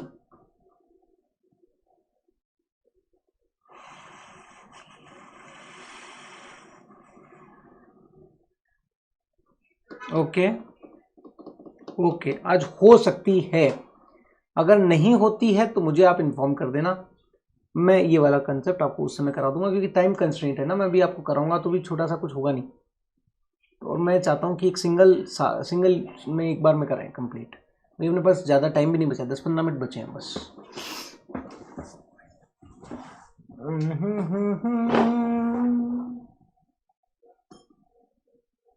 कम है, ओके, कम है तब तो बट बढ़िया है, फिर मैं ले लूँगा, ठीक है। कम है तो मैं आपको क्वेश्चन कराऊंगा, मेन तो क्या है, क्वेश्चन में टाइम जाएगा बस, इसीलिए। अब जो मैं अगला कंसेप्ट पढ़ाना हूँ ना, उसमें भी क्वेश्चन कराना है आपको, बिना क्वेश्चन के आपको वो नहीं समझ आएगा, तो ये दोनों ही बार को मेरे को आपको क्वेश्चन कराना पड़ेगा। अब जो 2 कंसेप्ट अपने कौन कौन से हैं, एक तो आपका वही 2 ही कंसेप्ट बचे हैं, ज़्यादा कुछ बचा भी नहीं है तो कंसेप्ट तो छोटे छोटे से हैं, बट क्वेश्चन प्रैक्टिस जरूरी है, बिना उसके मजा नहीं आएगा।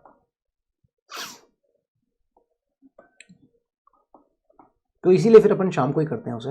1 मिनट रुको, 1 मिनट रुकना, मैं देख लेता हूँ कोई और सेक्शन में तो नहीं हो रहा है ना। एक तो ये है, इसमें भी मेरे को आपको क्वेश्चन कराना पड़ेगा, ठीक है ना, क्योंकि ये जो है ना, ये अमेंडमेंट है, यहाँ अमेंडमेंट्स और बहुत अच्छा अमेंडमेंट्स है, तो यहाँ पे मेरे को बिना क्वेश्चन के आपको मजा ही नहीं आएगा, तो ये क्वेश्चन आपको कराना पड़ेगा। बाकी सारे हो चुके हैं अपने, है ना। एक ये, इसमें भी आपको मुझे क्वेश्चन कराना पड़ेगा, बस है तो बहुत आसान, लेकिन यार क्वेश्चन कराना पड़ेगा, बस हो गया, बाकी तो कुछ है ही नहीं, ये अपन ने कर ही लिया। तो अभी छोड़ो, फिर अभी मैं ज़बरदस्ती अभी नहीं कराता हूँ, क्योंकि क्वेश्चन कराऊंगा, जब भी कराऊंगा तो मज़ा आएगा उस समय, क्योंकि क्वेश्चन के लिए थोड़ा टाइम चाहिएगा, 15-20 मिनट मान के चलो कि क्वेश्चन में तो लगेंगे, तो फिर क्वेश्चन करने के बाद में ये सारी चीज़ें, बस वो एक क्वेश्चन अब मैं लिख के रख लेना अपने पास में, वो एक क्वेश्चन लिख के रख लो, एग्जाम में रिव्यू करने, एग्जाम में जाना है तो बस वही देखो, सारी चीज़ें वहाँ पे क्लियर हो जाएगी, ठीक है। अच्छा, एक यूलिप भी तो बाकी है यार, भूल गए, यूलिप भी समझाना है, 10-10D का, चलो याद आ गया, तुम तो भूल गए मुझे बताने, 10-10D का यूलिप भी है, वो भी करा दूंगा मैं। चलो फिर आज मैं इतना ही कराता हूं बस, ठीक है। अब ये 3 चीजें आज शाम में करा के क्लोज करते हैं। कल नोट्स सीरीज तैयार हो जाना। कल मैं सोच रहा हूं कि अपन नोट सीरीज के लिए कब शुरू करें, 8 बजे शुरू कर दें। कल नोट सीरीज शुरू करनी है अपने को, 8 बजे शुरू या 7:30 बजे शुरू करते हैं। 7:30 शुरू करेंगे ना, तो एटलीस्ट अपने पास 3.5-4 घंटे मिल जाएंगे, ठीक है, डन। कल करते हैं फिर, ठीक है, चलो बाय बाय। अच्छा, अभी तक यहाँ पर कोई डाउट, कैपिटल गेन में कोई डाउट, लगाओ तो बताओ मुझे। कैपिटल गेन 111A 112A और ये भी पता ही है अपने को। उसमें एक आधी चीज़ बतानी है, वो भी आज शाम को बताइए। चलो 1 मिनट रुको यार, रुको 7 बजे कर दो। 1 मिनट रुको, तुम्हें 112 का एक पॉइंट बताना है मुझे। थोड़ा सा मैं पूछ रहा हूँ तुमसे, टैक्स रेट्स के बारे में पता है क्या तुम्हें? टैक्स रेट्स के बारे में पता है क्या? ये हो जाएगा 5-10 मिनट में, इसलिए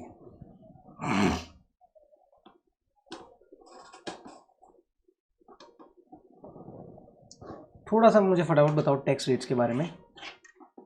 111A 112A और 112, ठीक है। मतलब यहां तो क्या होता है, 111A और 112A कब आता है sir? Equity shares, equity oriented mutual funds और यूनिट्स ऑफ बिजनेस ट्रस्ट, ठीक है ना, यूनिट्स ऑफ बिजनेस ट्रस्ट। अगर आप इनको सेल करते हो और सिक्योरिटी ट्रांजैक्शन टैक्स पे करते हो, ठीक है ना, तो उस केस में अगर शॉर्ट टर्म कैपिटल गेन होता है तो 111A में आ जाएगा, और अगर लॉन्ग टर्म कैपिटल गेन होता है तो 112A में आ जाएगा। 111A में आ जाएगा तो सर 111 की जो टैक्स रेट है that will B eight the rate of 15%, और ये है eight the rate of 10% in excess of 1 lakh. और 112 का जो टैक्स रेट होता है other long term capital gain वो होता है 20%। Sir other short term capital gain normal income का पार्ट होता है। आई होप दिस इज क्लियर। अब यहां एक चीज मुझे आपको बतानी है, ये मैंने बताया था नहीं बताया था, मुझे याद आ नहीं रहा है कि अगर ये आया कब था, तुम्हें पता है क्या? 112A कब इंट्रोड्यूस हुआ था? तुम्हें पता है, मैंने बताया था, याद आ रहा है क्या? कुछ याद आ रहा है क्या? ये 112A कब आया था?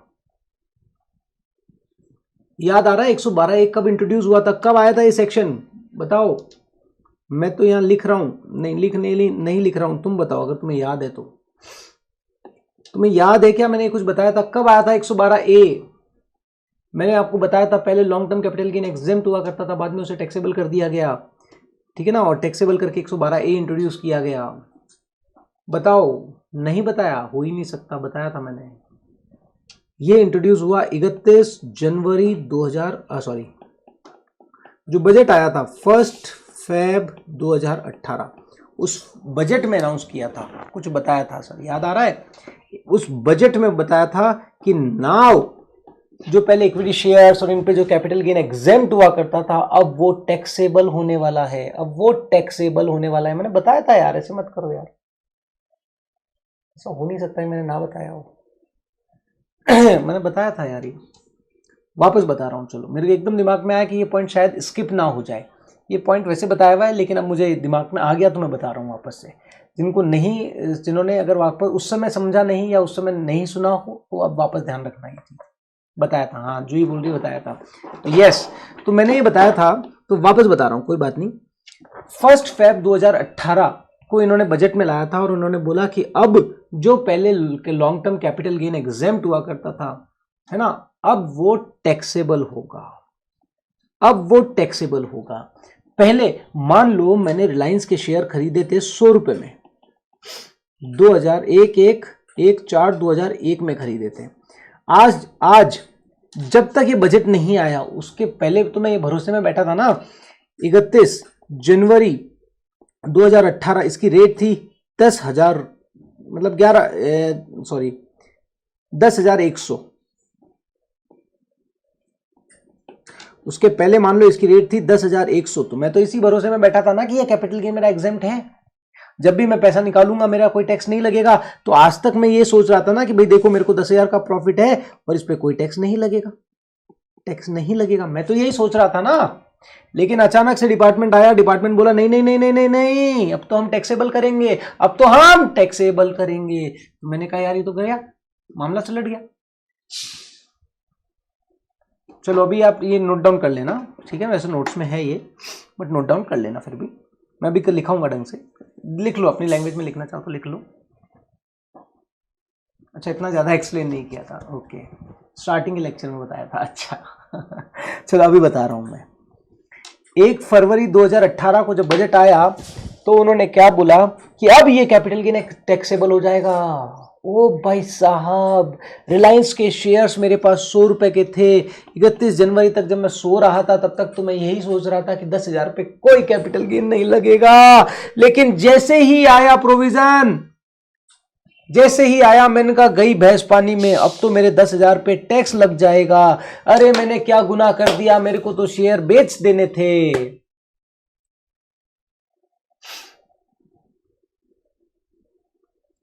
ठीक है, मेरे को तो ये शेयर बेच देने थे। अचानक से गवर्नमेंट ने कहा कि भैया पहले जो पुराना, तो यहां पे लोग भड़क जाएंगे। डिपार्टमेंट ने सोचा कि यार वास्तव में हर आदमी भड़क जाएगा। आज मान लो इतने सालों तक कैपिटल गेन एग्जेम्प्ट था, अचानक से तुम उस पर कैपिटल गेन एग्जेम्प्ट कर रहे हो। अब तो उसको टेंशन हो गई ना, उसको टेंशन हो गई कि 1 फरवरी को अगर मैं ये स्टॉक बेचने जाऊंगा, अगर मैं 1 फरवरी को स्टॉक बेचने जाऊंगा, टैक्सेबिलिटी के कारण एक तो मार्केट भी डाउन होएगा, पूरा का पूरा मार्केट डाउन हो जाएगा, तो अब मेरे तो 10,000 रुपए पे टैक्स लग जाएगा 30% के हिसाब से। आज तक तो 1 रुपया टैक्स नहीं लग रहा था, अब 3,000 रुपए टैक्स लग जाएंगे एक शेयर पे। तो मेरे पास नंबर ऑफ शेयर ज्यादा है तो बहुत मोटा टैक्स लग जाएगा। समझ आया? तो ये डिपार्टमेंट को ये पता था कि यार ऐसी गड़बड़ होनी है, हम इसे टैक्सेबल कर रहे हैं तो हम प्रॉपर तरीके से करते हैं। डिपार्टमेंट ने क्या बोला कि तुम टेंशन मत लो, तुम रात को सोए 31 जनवरी 2018 तक, तब तुम सोच रहे थे कि भाई मेरे 10,000 रुपए पे कोई टैक्स नहीं लगेगा, यही सोच रहे थे ना तुमने 100 रुपए में खरीदा 1/4/2001 को। आज तुम रात को 31 जनवरी 2018 को जब रात को सो रहे हो तो उसकी जो प्राइस थी, 31 जनवरी की जो प्राइस थी वो थी 10,100।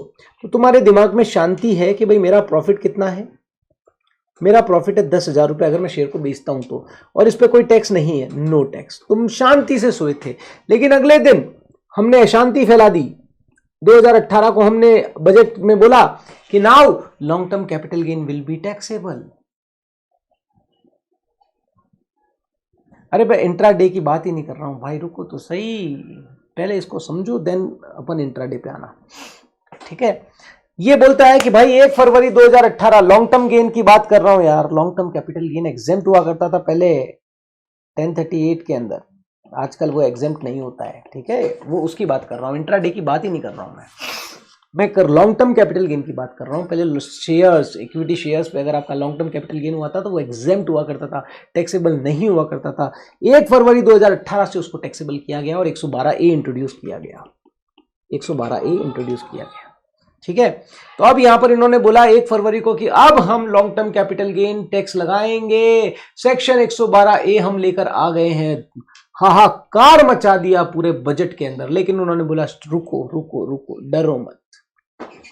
हमें भी पता है कि तुम रात को सोए थे तो ये चैन की नींद लेके सोए थे कि 10,000 रुपए पे टैक्स नहीं लगेगा। आज 10,100 की वैल्यू है, हमें भी पता है कि तुम इस चैन की नींद से सोए थे कि 10,100 रुपए में अगर आज तुम बेचते हो तो इस अमाउंट पे टैक्स नहीं लगेगा, मतलब 10,000 रुपए पे टैक्स नहीं लगेगा। राइट, हमें भी ये पता है, लेकिन कोई बात नहीं, टेंशन मत लो, तुम्हारी इस अमाउंट पे हम टैक्स नहीं लगाएंगे, तुम्हारी इस अमाउंट पे हम टैक्स नहीं लगाएंगे। मतलब 10,100 रुपए तक तुम सेल कर रहे हो ना, हम टैक्स नहीं लगाएंगे। तुम इस से ऊपर की प्राइस पर बेचोगे, ठीक है ना। 1 फरवरी 2018 को उन्होंने क्या बोला कि जो भी उसकी प्राइस है 31/1/2018 को, वो उसका कॉस्ट मान ली जाएगी, वो उसका कॉस्ट मान ली जाएगी। अब रिलायंस के शेयर्स अगर तुम फ्यूचर में बेचते हो, डरो मत, रिलायंस के शेयर रखो। ये 10,000 आज जब तुम सोच रहे हो बजट के दिन कि मेरा 10,000 पे कैपिटल गेन लग जाएगा, नहीं लगेगा। इस 10,000 पे कैपिटल गेन कभी नहीं लगने देंगे। राइट, इस 10,000 के ऊपर, 10,100 के ऊपर जो भी सेल प्राइस होगी उस पे कैपिटल गेन लगाएंगे। तो उन्होंने बोला मान लो आज के 4 महीने बाद में आप जुलाई 2019 में या 2018 के अंदर ये शेयर बेचते हो 15,000 रुपए में, तो तुम्हारी कॉस्ट 100 रुपए लेस नहीं होगी, तुम्हारी कॉस्ट क्या होगी? 10,100 रुपए, 10,100 रुपए। तो देख लो, तुम्हारे ये 10,000 पे हमने टैक्स नहीं लगाया है, तुम्हारे इस 10,000 पे हमने टैक्स नहीं लगाया है, ठीक है ना। इस 10,100 के ऊपर जो अमाउंट है उस पे टैक्स लगाया है। तो तुम जिस चैन की नींद से सोए थे उस चैन की नींद से सो, उस अमाउंट पे हम टैक्स नहीं लगा रहे हैं। यहां इन्होंने कॉस्ट का कंसेप्ट थोड़ा सा बताया कि अगर आपने 31/1/2018 के पहले आपने शेयर्स एक्वायर कर रखे हैं, सॉरी 1 फरवरी 2018 मतलब 31/1/2018 तक आपके पास अगर कोई शेयर्स हैं और अगर आप उसे बाद में बेचते हो, बाद में सेल करते हो, राइट, मान लो हमारे लिए प्रीवियस ईयर कौन सा है, 23-24। अब ये बोलता है कि ये रिलायंस के शेयर अगर आप फ्यूचर में बेचते हो, मान लो 23-24 में आपने बेचे और सेलिंग प्राइस विल बी उस समय 16,000 रुपीज था, ठीक है, सेलिंग प्राइस विल बी 16,000। आपने खरीदा कितने में था, कॉस्ट ऑफ एक्विजिशन क्या लिया जाएगा, यहां कॉस्ट ऑफ एक्विजिशन क्या लिया जाएगा, आप बोलोगे मैंने 100 रुपए में खरीदा था सर, तो 100 रुपए लेस कर दूं, नो, यहां इन्होंने बताया कि अगर आपके पास 31/1/2018 को शेयर्स थे और अब उसे आप सेल करते हो तो उसका जो कॉस्ट ऑफ एक्विजिशन डिटरमाइन करने का तरीका है वो क्या होगा, पहला एक्चुअल कॉस्ट, पहला एक्चुअल कॉस्ट निकालो, दूसरा lower of the following, lower of 1 और 2, लोअर ऑफ 1 और 2, ये बोलता है एफएमवी ऑन 31/1/2018 और actual sale price, whichever is lower, इन दोनों में से जो लोअर होगा वो 0.2 में आ जाएगा और इसकी एक्चुअल जो कॉस्ट होगी वो 0.1 में आ जाएगी। तो मुझे बताओ एक्चुअल कॉस्ट क्या है भाई, एक्चुअल कॉस्ट है उसकी 100, एफएमवी क्या है उसकी 10,100, ठीक है, एक्चुअल सेलिंग प्राइस जब आपने उसे बेचा तो कितनी थी 16,000, विच एवर इज लोअर, तो सेकंड में क्या आ जाएगा 10,100 और 100, इन दोनों में से जो कम हो, सॉरी इन दोनों में से जो ज्यादा हो वो आपकी कॉस्ट ऑफ एक्विजिशन हो जाएगी। तो यहां पर आपकी कॉस्ट ऑफ एक्विजिशन क्या हो जाएगी 10,100, तो सेलिंग प्राइस कितनी थी आपकी 16,000, कॉस्ट कितनी हो गई 10,100, तो आपको 5,900 पे टैक्स देना। आई होप दिस इज क्लियर, समझ आया आपको, ये समझ आया क्या? चलो आपको एक दो क्वेश्चन और देता हूं, एग्जाम्पल देता हूं ताकि आपको क्लियरिटी हो जाएगी।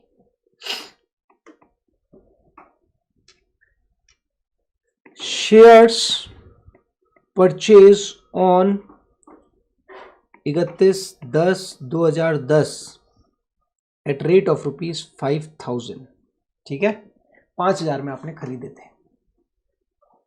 FMV as on 31/1/2018 at the rate 17,500, sale price on 31/1/2024 if ए में, इफ 22,500, बी में 19,000, सी में 17,000। चलो बताओ what will be the cost for, what will be the cost, मुझे ये बताओ कॉस्ट क्या होगी, ठीक है ना, कॉस्ट क्या होगी और हर शेयर पे कैपिटल गेन क्या निकलेगा। तो पहला मुझे बताओ कॉस्ट ऑफ एक्विजिशन क्या होगी और फिर कैपिटल गेन कितना निकलेगा। ये आपने लिख लिया है क्या, ये लिख लो, क्योंकि इसी के बेसिस पे तुम बता पाओगे what will be the cost, actual cost और दूसरा lower of the following FMV और एक्चुअल सेलिंग प्राइस। चलो जी निकालो।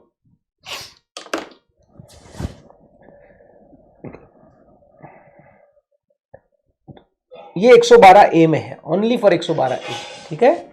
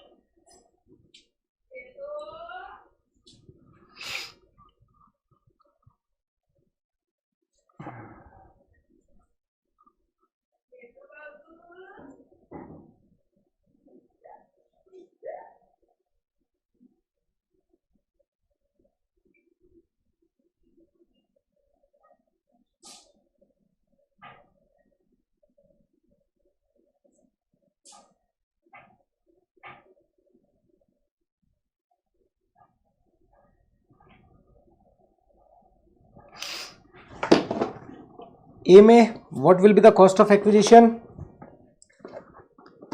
सिंपल वो तरीका लगाओ, 1 ए और बी, इसमें तो ले लो हायर, और बी में क्या होगा 1 और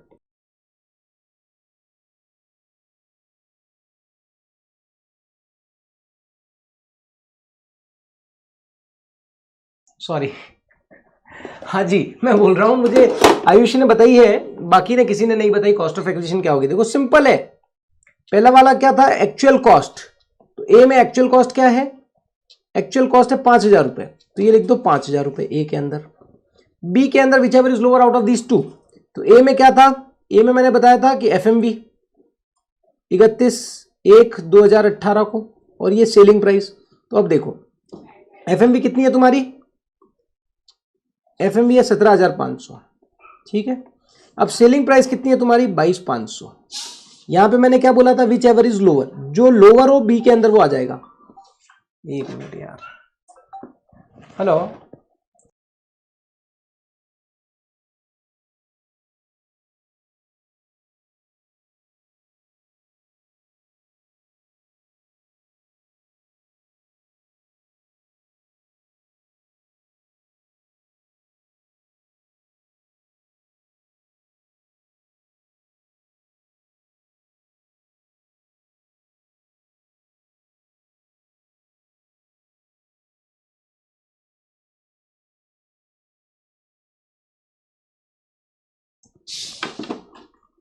हाँ जी, हाँ जी कहां पे थे, हाँ तो यहां पे which ever is lower, lower क्या है 17,500 और 5,000, विच एवर, अब ए आ गया और बी आ गया, तो ए है आपका 5,000, बी है आपका 17,500।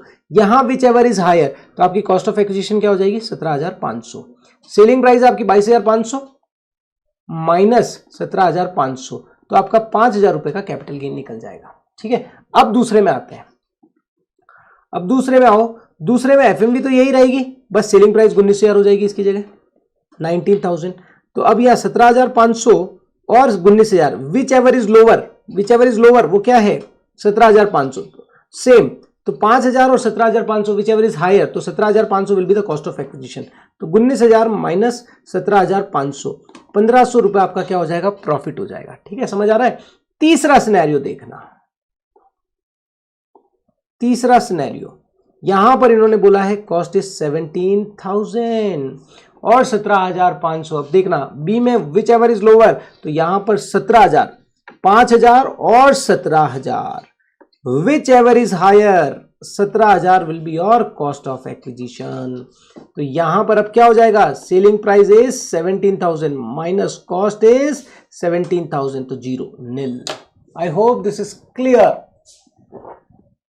यहां पर आपका क्वेश्चन आएगा सर ये एफएमवी क्यों नहीं लिया, एफएमवी 17,500 ही रख देते ना, सिंपल। इनका लॉजिक ये था कि अगर मान लो एफएमवी जो 31/1/2018 को जो एफएमवी है, अगर मान लो इसकी सेलिंग प्राइस उससे कम हुई तो लॉस का बेनिफिट मिल जाएगा एसएससी को, लॉस का बेनिफिट नहीं देना है, लॉस का बेनिफिट नहीं देना है, इसीलिए इन्होंने ये फॉर्मूला यहां पर डेवलप किया। आई होप दिस इज क्लियर। चलो जी, तो ये आपका कंप्लीट हो गया है। अब मिलते हैं कल या शाम को, प्लान करते हैं। चलो बाय बाय।